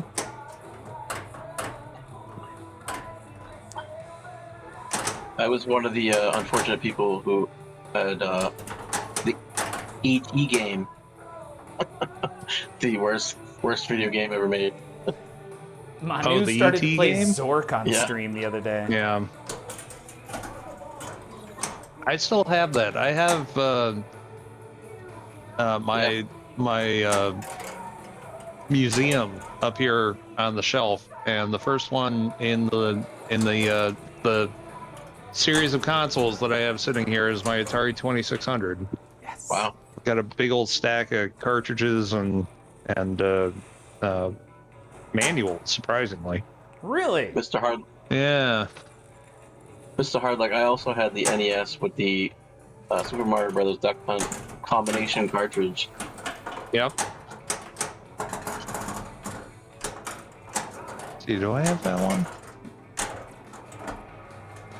I haven't looked at my NES games in forever. Yar, revenge. Oh, that's cool. I have Super Mario Brothers and 2 copies of Super Mario Brothers / Duck Hunt. Oh, cool. I must have gotten those with the bundle. I played Unit and Commander Keen. Yar's Revenge was amazing. I used to like Gorf was great. I used to like River Raid. That was a cool game. You ever play that? No, but somebody mentioned it earlier. I'm not familiar with that game. I think it was on the Atari. Battle Chess. Battle Chess, what is that? Oh, that was a classic. Yeah. So where the chess pieces would, like, whenever you would take somebody's chess piece, they would, like, come to life and beat the crap out of each other. You mean Wizard's Chess? No, this was Battle Chess from, like, 1991. You mean Wizard's Chess from Harry Potter? Yeah, but before Harry Potter. Yes, but 30 years before Harry Potter existed. Yeah, where do you think she got the idea? All right. I'll have to investigate that because I don't know that I believe that existed. It was an MS-DOS game.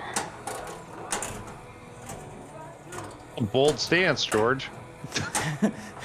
I mean, if you want to put a bet on it.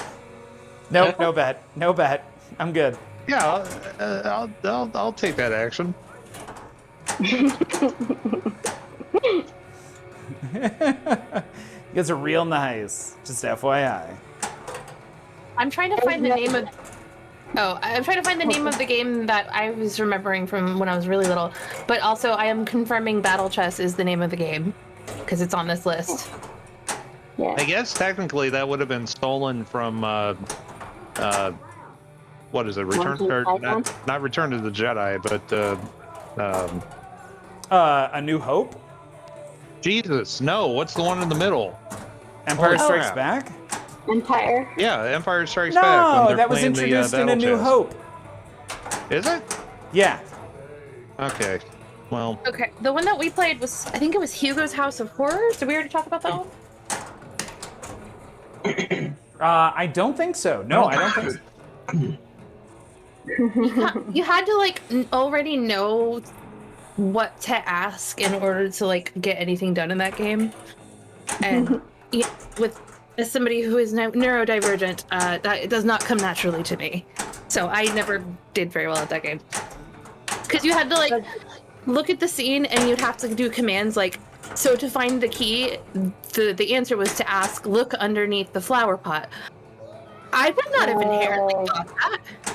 Yeah, I remember that. Yeah, I never could complete any of those games if you're talking about like Myst and things like that. Yeah. Let's see, scrolling up. Chaotic says Battle Chess was great. Higher Peanut says Battle Chess has great animations. Arthur Pendragon says Adventure and Archon. Chaotic says the king would pull out a gun and shoot someone. Yep. Arthur Pendragon said it essentially was Wizard Chess before Wizard Chess was a thing. Chaotic says Archon was amazing. Fuzzy Cord says Harry Potter is fantasy compost heap. Fuzzy Cord, the holographic game in A New Hope is called Dejaric. Joy totally in A New Hope. Higher Peanut says Hugo's House of Horrors. Look at book. I do not understand book. What? That was a lot of the Sierra games too. Oh where you man, type in a Sierra command had. and it had no idea what you were talking about. Yeah, you had to be so specific. Look at object. Man, Sierra though, you're bringing me back. Did Higher Peanut mention Zork? Because I have to change my answer. Zork is definitely the first computer game that I ever played. So I played that with my dad with the 8080 that he built in our garage. Huh. In like 1979, probably. Yes. Oh. Yeah, I'm old. Whatever. All good. No, all good. I just never really heard that game. No. It makes me think of Gorf. I used to play Gorf somewhere. Like in the Zork was a arcade. good game on the 2600, but yeah, Zork was just a text-based adventure. It meant you could play it anywhere as long as you had, I don't know, 8K of RAM, something like that. The video game used to taunt you like, "I am Gorf. Insert order," something like that. Really? I think so. Yeah, I remember playing it in the arcade.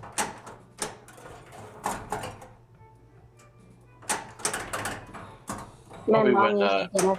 Oh, sorry. when video game speech probably just started because it was very basic.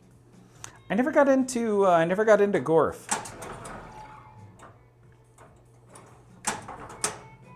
My mom used to get us educational games, so we used to play Midnight Madness.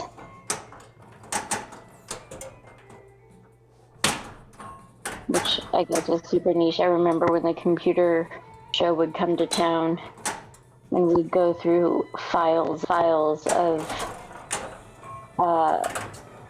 the big floppy disks. I used to love Marble Madness. I had that game on my Which big ones? The 5.5 or the 8-inch? Whoa. There was 8 inches? I didn't know about those. Oh, yes, there was. Gorf spelled backwards is frog? Bill from Memphis, welcome. Was Gorf a frog? I don't even remember. Is that weird? Nope. I just don't think remember so. the video game talking. I just learned that a lot of the Pokemon characters are the animals that they represent spelled backwards. There's this video game that I played when I was like 13 or something. 12 or 13 at the local comic book shop. And I think it was like an imported Japanese arcade stand-up. And I used to play that game for hours. I used to dump so many quarters in there. And I cannot for the life of me remember what the game was. And I've looked through like arcade lists of all games made through that era.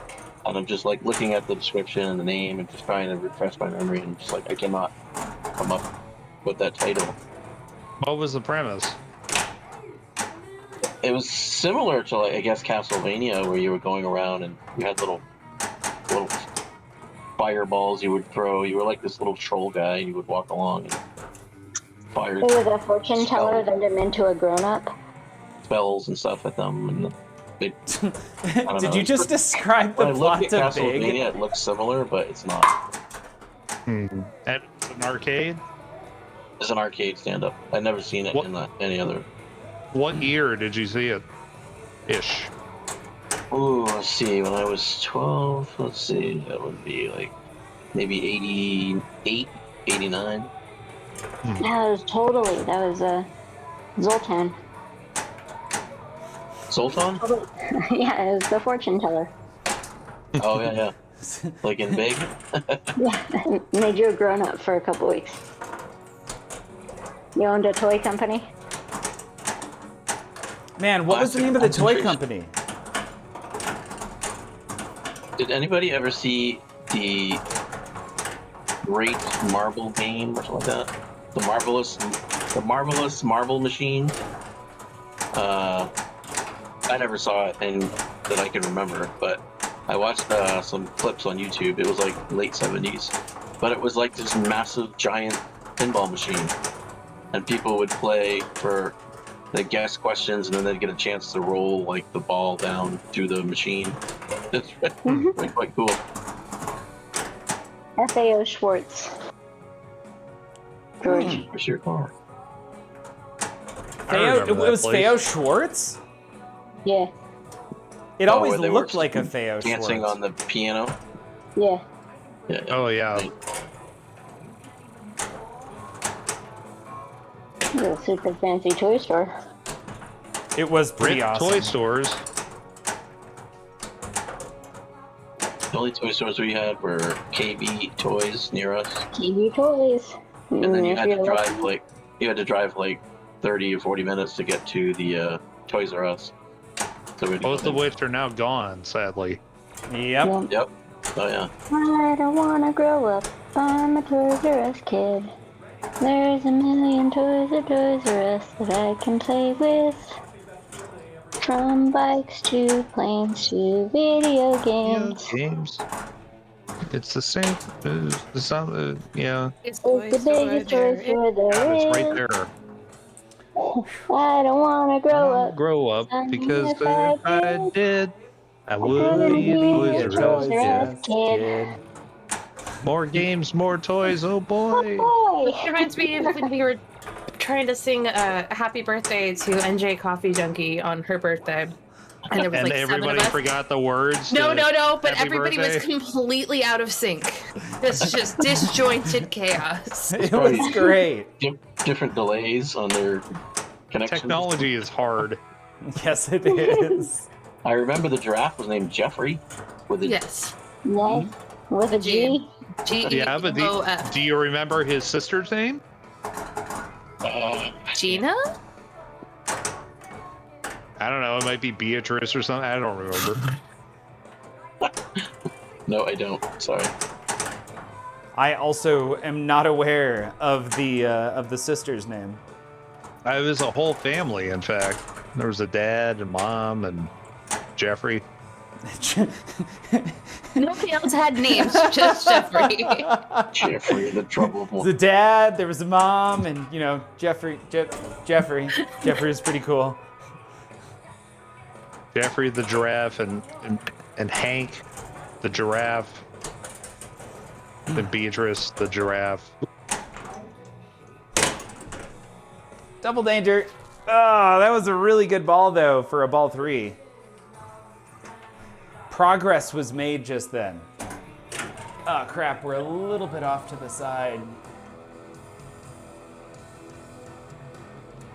Legitimately, there was a moment there where I thought I may look over at the screen and find out I hadn't been showing that at all. Remember the craze? The parents were all fighting stores for the Cabbage Patch Kids. Yes. And the Yep. Tickle Me Elmo. The first of many, yeah. Even better, I remember vividly the Garbage Pail Kids. Oh yeah, I had those cards. They are apparently available again. Some years ago, my children bought me a pack, which I thought was nice for Father's Day. Amongst the many cards that were stolen from my storage, amongst all my comics and all my baseball cards from the 80s. complete box sets, tops, and Dude, flavors. that's terrible. That's awful.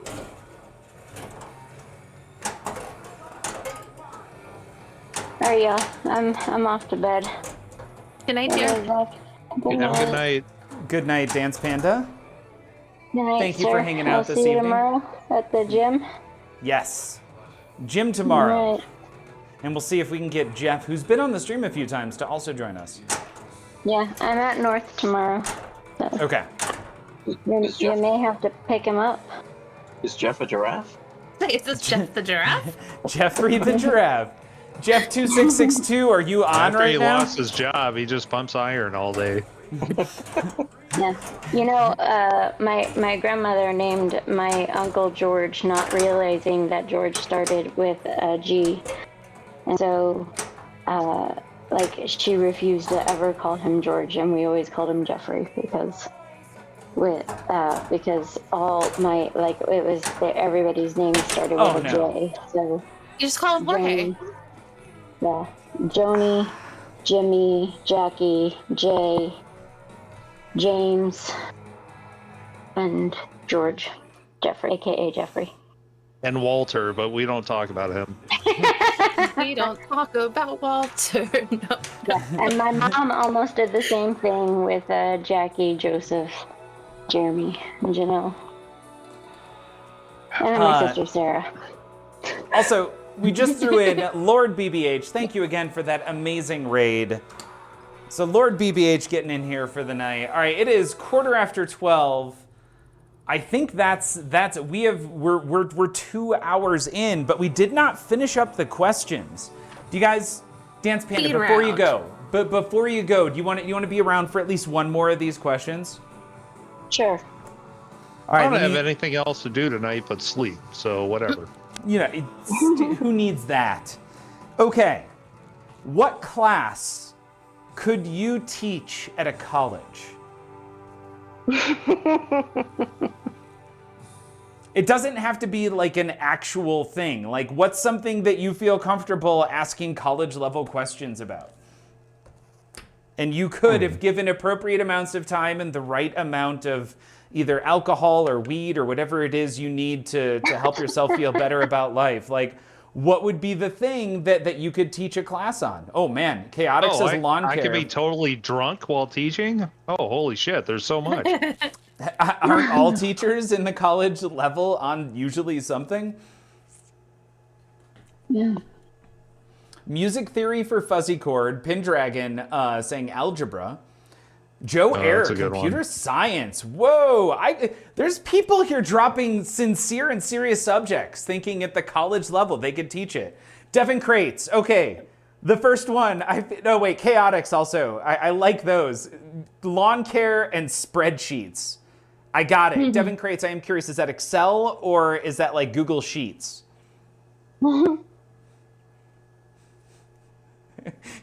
Mr. Buzzo, how to make positive life choices via the process of elimination. It's a useful skill. That is. I feel like I've been there. I've done some of that. No matter how bad it gets, you'll get there eventually. Okay. I think gift giving. That's a good Okay. one. It's a The useful class one. on how to give good gifts. Or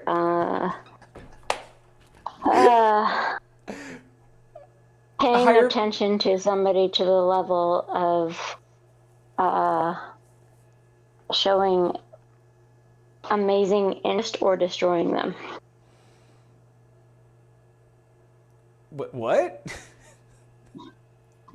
Like giving a person an amount of, like, you pay attention to the details that of a person's life, like, I don't know, like when they're talking to you, and like, I don't know, you and I had a conversation once where, like, I said, like, I have to, like, always do something to actually listen to you, because if I'm looking at you while you're talking, I'm paying attention to the way you form your words, to the way your eyes look when you're forming your words, to the way your hands are moving, to whether or not you have dirt under your fingernails. Like, I am taking in so much data all at the same time, and it's going into like a data processing unit that like,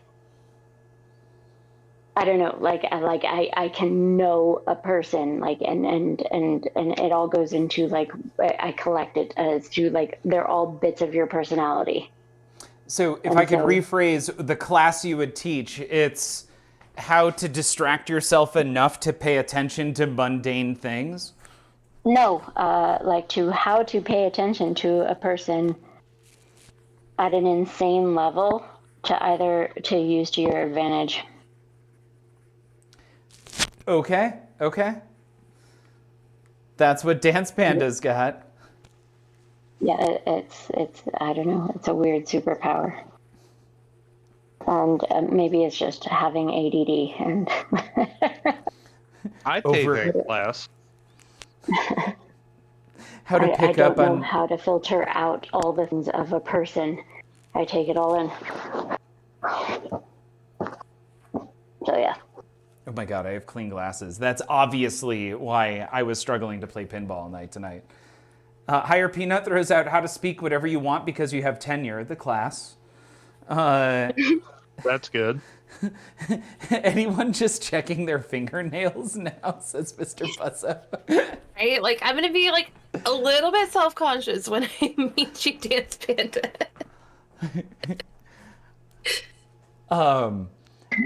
If I don't make eye contact, just don't take it personally. It's just me trying to control my sensory adaptation. Same. I could probably teach a good class on IP4 addressing. In fact, I have taught that class to adults many times as to how to understand like subnet masking and IP4 addresses and what they mean and how to determine whether or not certain addresses can talk to each other. I have taught that class many times to HVAC professionals, actually, because I had to get them to a point where they could understand setting up a network enough to be able to do it. Tell us all at about some point, you and I need to have a 15-minute conversation because I've got questions. Okay, I will. George, what is your opinion about anti-subnet maskers? Anti-subnet maskers. I didn't even know that. Oh, I get it because of the anti-maskers. Wow, that almost went right over my head, but it didn't because my reflexes are too fast and I caught it. Good night, Dance Panda. Remember your hat caught it. Good night, Dance Panda. Dance Panda, have a great night. Joe Air, I literally just explained Class A, Class B, and Class C IP addresses to my HVAC friend. That's awesome. Oh my God. That's great. So, what else do you what do you all have? What are the classes you could teach? I've got 3. Okay, the let's hear fun one it. would be like baseball, like introduction to baseball. The Okay. second one, most pertaining to my day job, would be probably federal procurement regulations because it's a mess. And the last one would probably be about why Pacific Gas and Electric, the electric company in Northern California, sucks so much. That's awesome. How familiar are you with Good. SCAPA, the Southern California, the collection of utilities that PG&E is a part of? Oh, are they? I didn't know that. No, mostly so I live down the road from Paradise, the town that got a few years ago. So it's a sore subject, but one that I've spent a long time, like the last however many years, studying very closely. So. Well, Fuzzy Cord jumping right on board that one with PG&E being responsible for burning down half of California due to power lines that obviously weren't up to spec. Yeah. We don't have to get into specifics, but those are the 3 things that I feel like I know enough about to go have at least a TED talk about. Okay. I like it. Arthur Pindra. Sorry, go ahead. I watched a good video a couple days ago on why the electric company is so terrible. Sorry, what was that? To do with the way that they're regulated, and that the only way they can make profit is by building new infrastructure that you don't really need, because then they can get a 10% increase in their rates once they create new infrastructure. But You're very distant, Ice Dude. Yeah. Okay, sorry. I'll shut up. No. No, It's no, just no, that you, no, we- that was- we're having a hard We time couldn't hearing hear you. you, literally. Still? No, it's better now. No, that's good.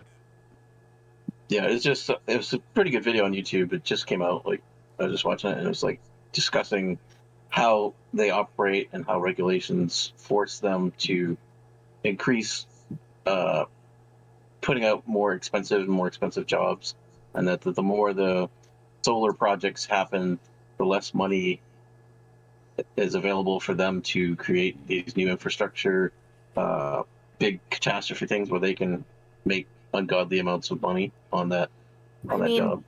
That's not really the problem. The problem is instead of upkeeping their infrastructure over the years, they pocketed all of the money, and now the towns are burning down and they're charging the customers the difference. But, Right. Yeah, well, I know about the poor infrastructure, but I'm just saying that they can't really make a profit by going and fixing that already existing stuff. So they don't do it. Yeah. They do only what they need to do that they know is going to make them higher profits for the shareholders. Yeah, utilities and that's are... why monopolies are bad. Yes. Yep. Yeah. No, that's utilities are... It's bad that it's not public utility. Privately owned entities like that, just out for profit and shareholder profit. Just like our healthcare system. just hitting all the downers tonight, George. Sorry about that. That was Can not you my guys intention. hear how wide my eyes are right now? You can't. No. You can't hear that, unfortunately. So we've got a number of different things from Sammy. We've got continued, I feel like, issues with companies not having enough forethought, or perhaps being privately as opposed to publicly owned, from iSkidu. For me, I went with IP addressing Dance Panda, how to focus on the minute/mundane details of people to an extreme level, and Surreal. I forget where you were at. Did you already say something, or was it just the wideness of your eyes? Okay, what's your thing?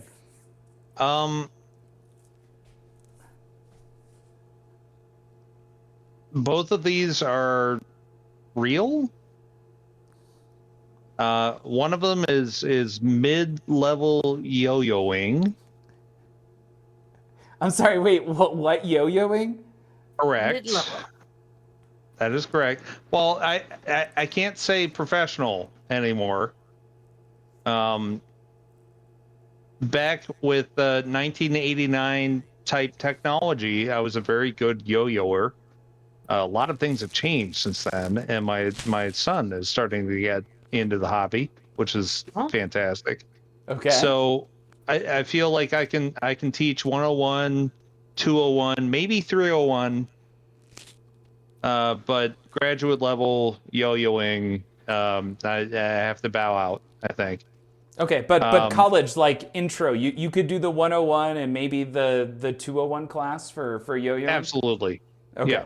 Okay. For sure. And the other one is fine woodworking. Fine. Okay, Ron Swanson. Yeah, like joints actually. and things. If I could meet Nick Offerman, I feel like he and I would have a lot to talk about, and it would be fantastic. I'd like to watch that conversation. Yeah, I would also like to be a Me fly too. on the wall between you and Nick Offerman. If anybody in chat can hook that up, I'm into it, and we'll stream it, and it'll be great. Make that happen. Also, Chaotix pointing out that when Chaotix pointed out earlier that lawn care was a class that they could teach at a college level, evidently there's some pics posted in the Discord right now that we need to go check out. No, I'm looking at it right now, and there are no lies detected. Okay, got it. No, legit This is yard beautiful. care. Got it. Okay.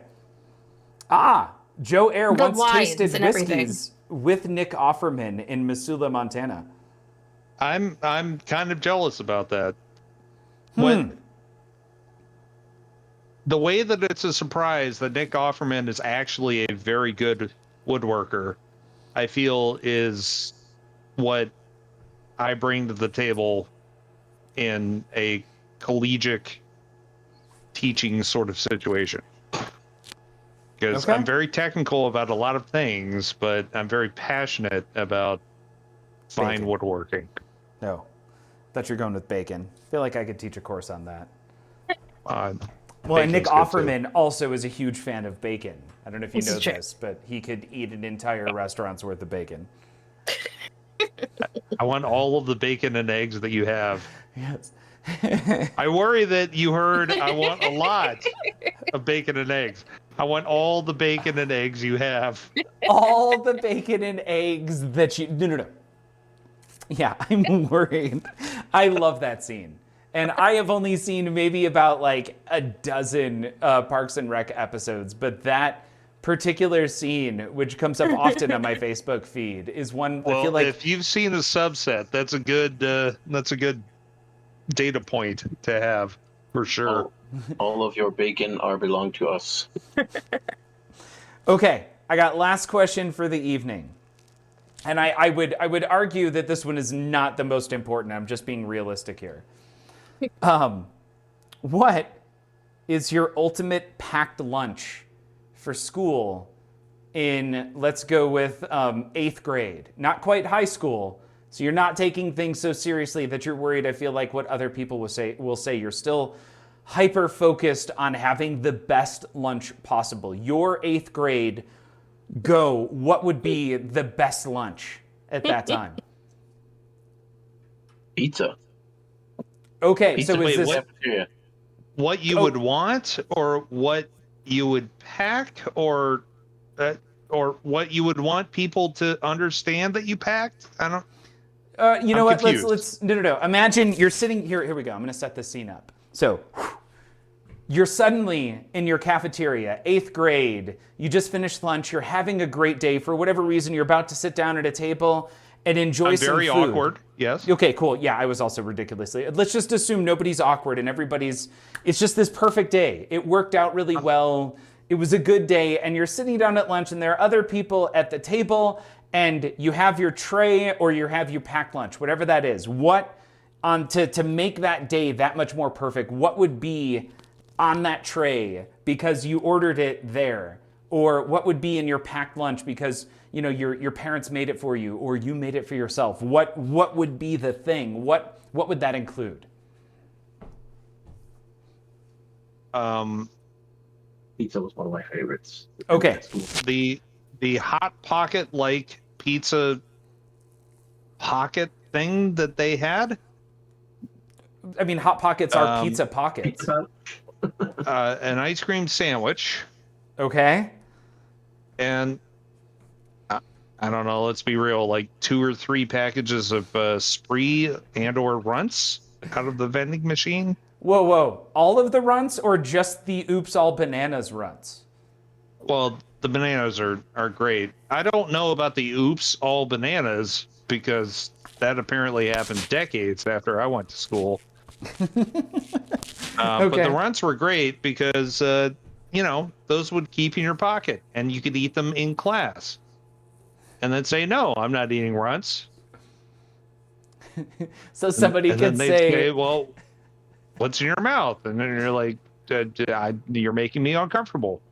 Surreal, give me your Runts. For some weird reason, I used to like the Get your own, God! like chipped turkey with gravy that they give you like a slop of mashed potatoes. You're very distant again, Ice do. And it's very weird. Sorry about that. Oh no, it's okay. It's like I feel like you're in a chair on wheels, and as you're talking, you're like slowly drifting away from the mic. I'm using a headset that has a 1/8 jack, and I don't know where the hell the microphone is. I don't think it's in the cord. But when I lean forward, suddenly you can't hear me, so I don't understand why. You're coming through crystal clear now. It's trying to correct your posture. I'm sitting back now because it's running fine. All right, Just catching up. chill and chat is what it is. We've got Joe Air throwing out turkey sandwich, nacho cheese Doritos, pudding pack, and fruit snacks. By the way, Joe Air, that was way too quick.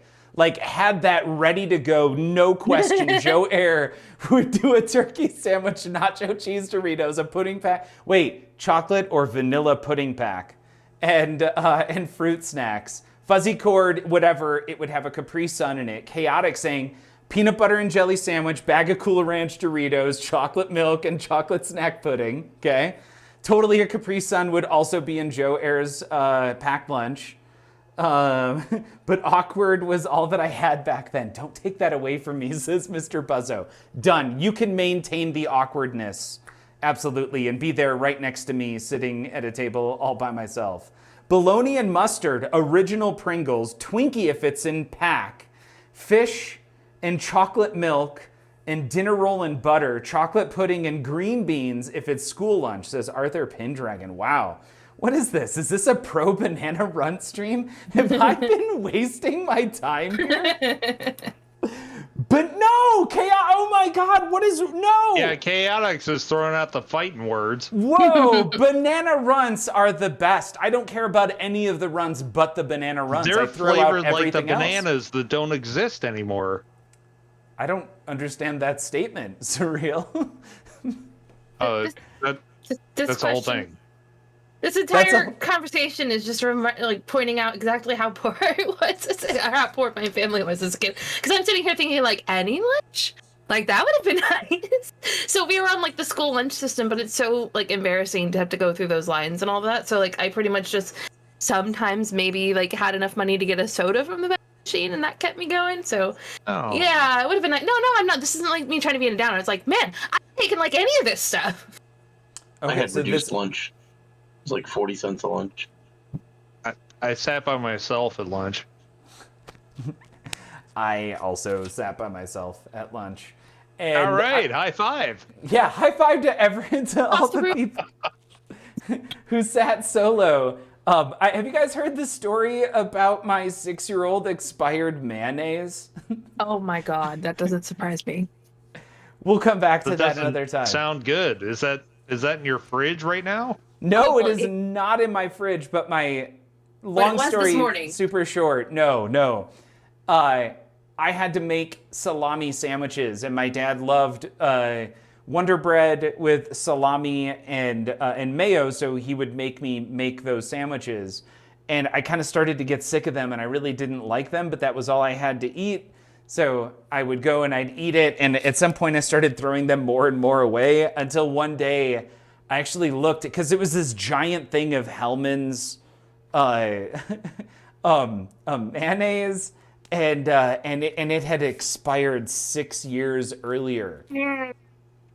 And I was still making my sandwiches with it. Restaurant supply style. Yeah. So eating a sandwich also gets you drunk. Yeah, sure. Maybe that's why you didn't like the sandwiches. I think that is kind of it. I don't do salami and mayo sandwiches anymore. I can eat salami. I really don't have them on sandwiches. I do roast beef sandwiches, but now it also has to be on gluten bread, which makes everything unawesome. Mm-hmm. It reminds me of the show Wings. Remember the show Wings with Lowell? Yes. And the lunch counter? Like he went behind the counter one time and he grabbed like a bowl and he just started eating. He said, good tapioca. And she goes, no, bad mayo. Oh my god. I'm going to add the one thing that I had to have at my lunch. I love peanut butter and jelly sandwiches. Honestly, like my favorite days were the days they made burgers in the cafeteria, and it was like they weren't good, but for whatever reason I would load them down with ketchup and mustard and just fell in love with the burgers they made at my school. But Dunkaroos were a must-have. Like Gushers and Dunkaroos were the two things that I could eat endless amounts of. Yes, I don't know if any of you guys ever tried. Dunkaroos were like these graham cracker sticks that you would dip in cream cheese icing with sprinkles in it. I remember seeing the commercials, but we were too poor to have that kind of. Yeah, same. Okay. So here's what's going to happen. When we all get together, we're going to enjoy all of these amazing lunch things that still exist today. And here's how I know they exist, by the way. Because I came across this when I was at the store yesterday, which is also why I bring it up. I can't wait to find out how much I actually hate If this is Gushers. Blueberry, I'm leaving. No, it is not. But check that out right there. Wait. So, oh wait. Oh, come on, stay focused. That's crazy. Oh my gosh. Now that we all have adult money, let's get together and eat some trash. I have adult money now. I could buy Gushers. George, have you tried them yet? And are they as good as you remember? No, I can't because they're dairy, but I gave them to Zoe, and legit, I dropped her off at school this morning and picked her up, and when she got into the car, she's like, what were those things you gave me in lunch? And I'm like, Dunkaroo? She goes, I literally crawled into the front seat, grabbed my face to face. She goes, I need that in every lunch going forward. And I'm not making that up. You've created a problem, George. What have you done? So, and I told her, what do they put in that? That's a really good question. Let's see. Vanilla frosting with rainbow chips, sugar, vegetable oil. Somebody just did something. Kisco, welcome to the stream. That is the very first ingredient, by the way, is vanilla frosting and rainbow chips. Vegetable oil, corn syrup, corn starch, non-fat milk, salt, monoglycerides, polysorbate 60, sodium. There's a lot of ingredients that I don't know how to pronounce. The usual. But I mean, apparently it was probably just the sugar. Everything a growing boy needs. It is, yeah. So, and I told Zoe, I'm like, you get one more. It has dairy in it. She is not supposed to have dairy, but I couldn't. It's weird. I had this interesting thought somewhat recently. It was maybe about a month or two ago. And no. This was maybe about halfway through COVID. And I'm like, man, what if things actually start to go downhill and we start missing out on things? And it just, I thought about it. I'm like, there are so many weird things that for like my kid's health that she's never enjoyed. Like my kids never had Gushers.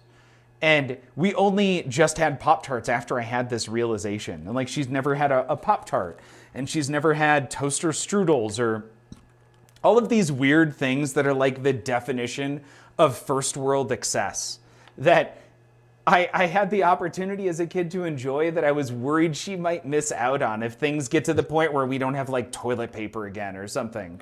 And it gets kind of funky and people are fighting over toilet paper in the stores. So I had this moment where I'm like, you know what? I'm gonna introduce my 8-year-old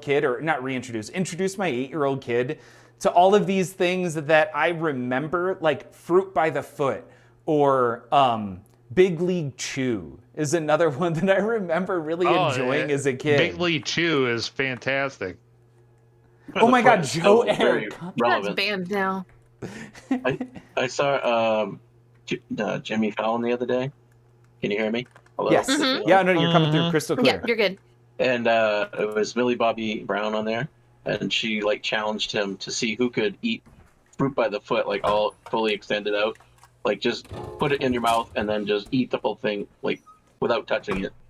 So it's obviously still available. So you should definitely show of hands in chat. Who ever ate it by the foot and instead just chomped down? Isn't it like put the whole thing in their mouth? Oh, No, well, you I never can't did put that. the whole thing in your mouth because you got to pull the tape off it. You gotta pull it out like you're pulling like a tape measure. Yeah. Oh my God, Fruit Roll-Ups. Literally just started salivating Higher Peanut with those words. Oh yeah. Oh yeah. That was the cheap snacks. Yes. Joe Air ate it by the foot. I also feel like I would do that thing like I'd pull the paper off, put it into my mouth, pull the paper off, put it into my mouth. Oh my God, Fuzzy Cord, the fruit roll things that you could peel the shapes out of. But when I always had this thing where I hated the star was always misshapen when I pulled it out. So my thing would be to try and get it out kind of, oh my God, what was the name of that Netflix show about Is kid this games? the premise of Squid Game? Yes, Squid exactly. Game, It was yeah. I would try to get the star out without misshaping it. It was this, and I never Pull out the succeeded negative ever. space. Yes. Get the X-Acto knife out. That, well, if I never, until I started painting minis was the first time I ever came across an X-Acto knife. But We had going them in back, school art. We had them in our art class at school, but I didn't have one on my own. nope. The pathetic tensile strength of a fruit roll-up, Fuzzy Cord. Thank you for pointing out specifically what the issue is there. Okay, so that was a fun last question. Oh, wait. Did we get everybody? Or did I just talk over everybody? If I'm honest, I don't remember the last question. Yeah, me either. Oh, it What was your the packing ideal the 8th lunch. grade lunch? Yeah. Oh, yeah. Yeah. I was trying to say before I cut out, I guess, there was this really cheap, like, government came in a giant container or whatever. It was like turkey that was like pre-cooked and canned or whatever. And they would have like this gravy in it. And it would already be right in a big thing in a heater and then to just slop it on your plate. But I used to love just the mashed potatoes with that government turkey and gravy. Gelatinous turkey. For some reason, it was good to me. Is that a ration? Is it a what? No, that's what they give kids A in ration? school. Is that? Yeah, well, Yeah. The lunch lady would scoop it out. You'd say, "What do you want?" And you're like, "She could Give me a scoop of meat, please. scoop of turkey." I'll take a scoop of the yellow and a scoop of the brown. And don't be skimpy on the yellow. I remember it was gravy and turkey. See, Chaotix is right on the same page here. Yeah. Gravy with the turkey in it. Right, it's with more gravy than turkey in it. turkey. The best cafe, chipped beef Is Is open that what face sandwich. chipped beef is? Huh. I was just Shit on having the a conversation with somebody about that yesterday. There was a period of time shortly after South Park came out where Salisbury steak was very popular because the Salisbury steak day that Chef made very popular. Oh, I mean, it's kids. also because like it's a poor people thing. So I love Salisbury. Like, I would go out of my way to make sure I had the appropriate amount of money for when there was a Salisbury Steak Thursday at my high school because it was so good. Surprised chocolate salty balls weren't more popular. Less so. I feel like. I'm going to be well there, suck 'em. Oh, Chaotix, thank you. At least one other person agreeing that Salisbury steak was good. Oh my God, the sad rectangular pizzas and trays. Stretching out that 2/3 pound of meat along a family of 6 will do that, yeah. Like, I remember, like, in grade school, we had, like, Elio's squares. But when I got to junior high, they had, like, round, like, 16-inch pizzas, and they would cut it in, like, 6 slices. And you get this massive piece of pizza, and it was, like, fresh dough. And it was good quality pizza. And I used to love that pizza in junior high, in high school. Do they even do meat at schools right now with expensive as meat is? Is it just you have to bring your own food every day? Meat is in quotes. No idea. I mean, meat was Okay. in quotes when I was in school. It's Yeah. always been in quotes. It's always been expensive, but like it's $20 for a not so great steak right now, at least in Colorado. And I feel like we have all the steak. This is where they raise the majority of the beef, so we don't even have to pay shipping costs. I don't know. I'm in Texas, and I feel like maybe more beef. Okay, good point. No, you can They have have a that lot one. of cows in California. Okay. There's cows all over the place. That is, yeah. Okay. My kid's school does not do any food. Literally have to have packed lunch every day. Otherwise, I get a phone call at That's- lunchtime saying that your kid doesn't have food and they're hungry. And I'm like, oh my God, she forgot her lunch again. And I have That to drive is that Sounds very like quickly. your problem. Really classist. Didn't, That's like, what? the California cows have, like, an ad campaign of their own? For, like, 5 Yeah, they did. years? Okay. All right. Thank you, everybody. We all answered that last question. A very fun and I feel like successful Monday night stream. I look forward to these because I love the conversation around the questions. The pinball, I feel like, is really just a backdrop for an opportunity to talk to everybody. There was pinball? What? Yeah, right? There certainly wasn't good pinball. But with us tonight, we had Surreal_7. We had iSkidoo, we had Sammy Higgins, and we had Dance Panda. We also had I Only Seek Eurydice. All of these wonderful people are streamers or will be streamers. Dance Panda is the only one who hasn't streamed, but has a Twitch account, and I will talk her into doing her workout. She does physical classes several times a week, doing dance classes. I want to get her to actually start streaming. But Sammy Higgins streams Minecraft, I feel like mostly, honestly, Sammy, I think I've only ever seen you stream Minecraft. Is it 100% Minecraft or do you play other games? At this point, it's pretty much 100% Minecraft. Okay. Sammy Higgins streaming Minecraft, Surreal_7 with wants to stream pinball at some point, mostly focused, I think, on Forza and what's the shooting game that's super popular? The sequel is coming out very soon. Like, if you want to come watch the stream, I'm just doing whatever I'm doing. No, seriously, what's the Blizzard game I can't think of right now that you play a ton of? Overwatch? Overwatch, there we go. Playing a ton of Overwatch and Forza. Amazing integrations. I may have talked about it on Loser Kid. And another streamer I may have mentioned when I was on with Loser Kid recently, iSkidoo, streaming pinball. iSkidoo, do you have a schedule for your streams right now? No. No. Okay.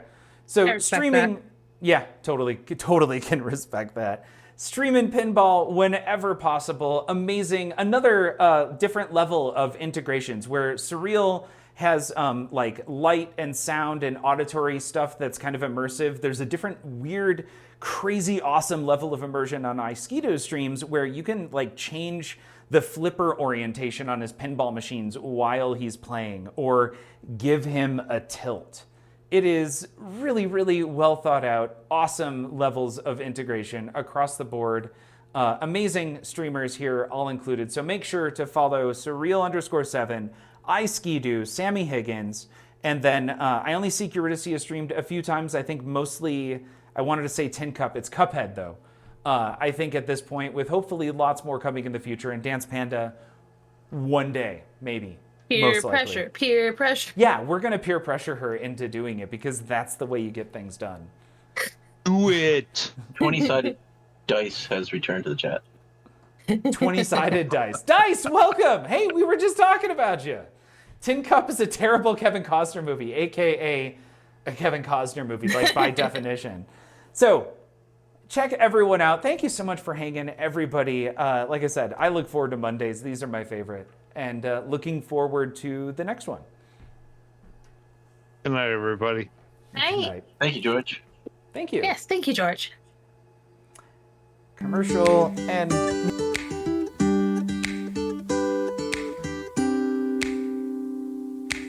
Have you been inundated with ads and questions related to TPN's now famous homemade pinball pudding line of puddings? Questions like... TPN's pinball pudding is so good, it must be illegal, right? What the fuck is pinball pudding? How can a collection of content creators also be a pudding? That makes no sense. And we hear you. You want to know what makes TPN so special? The answer is in TPN's secret ingredient. Simply proof. Other puddings may say they have it too, but watch as they're unable to back those statements up. Well, I'm not a crook. Do we have evidence of that? It might be a tumor. It's not a tumor. Evidence?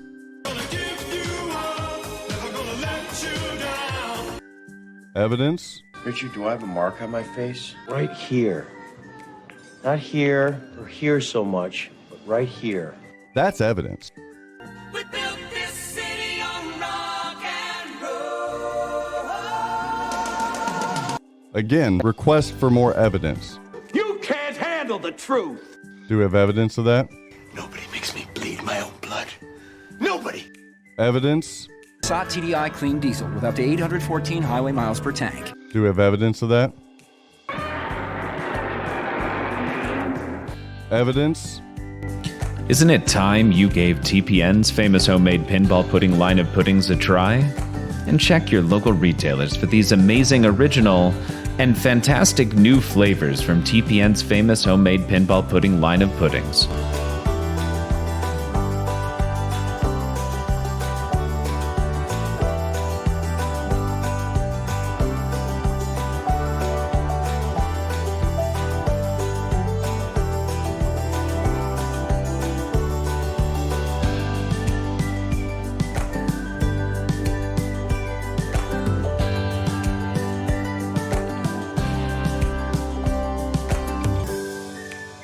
You asked and we listened. Each TPN pinball pudding package is packed with our special ingredient.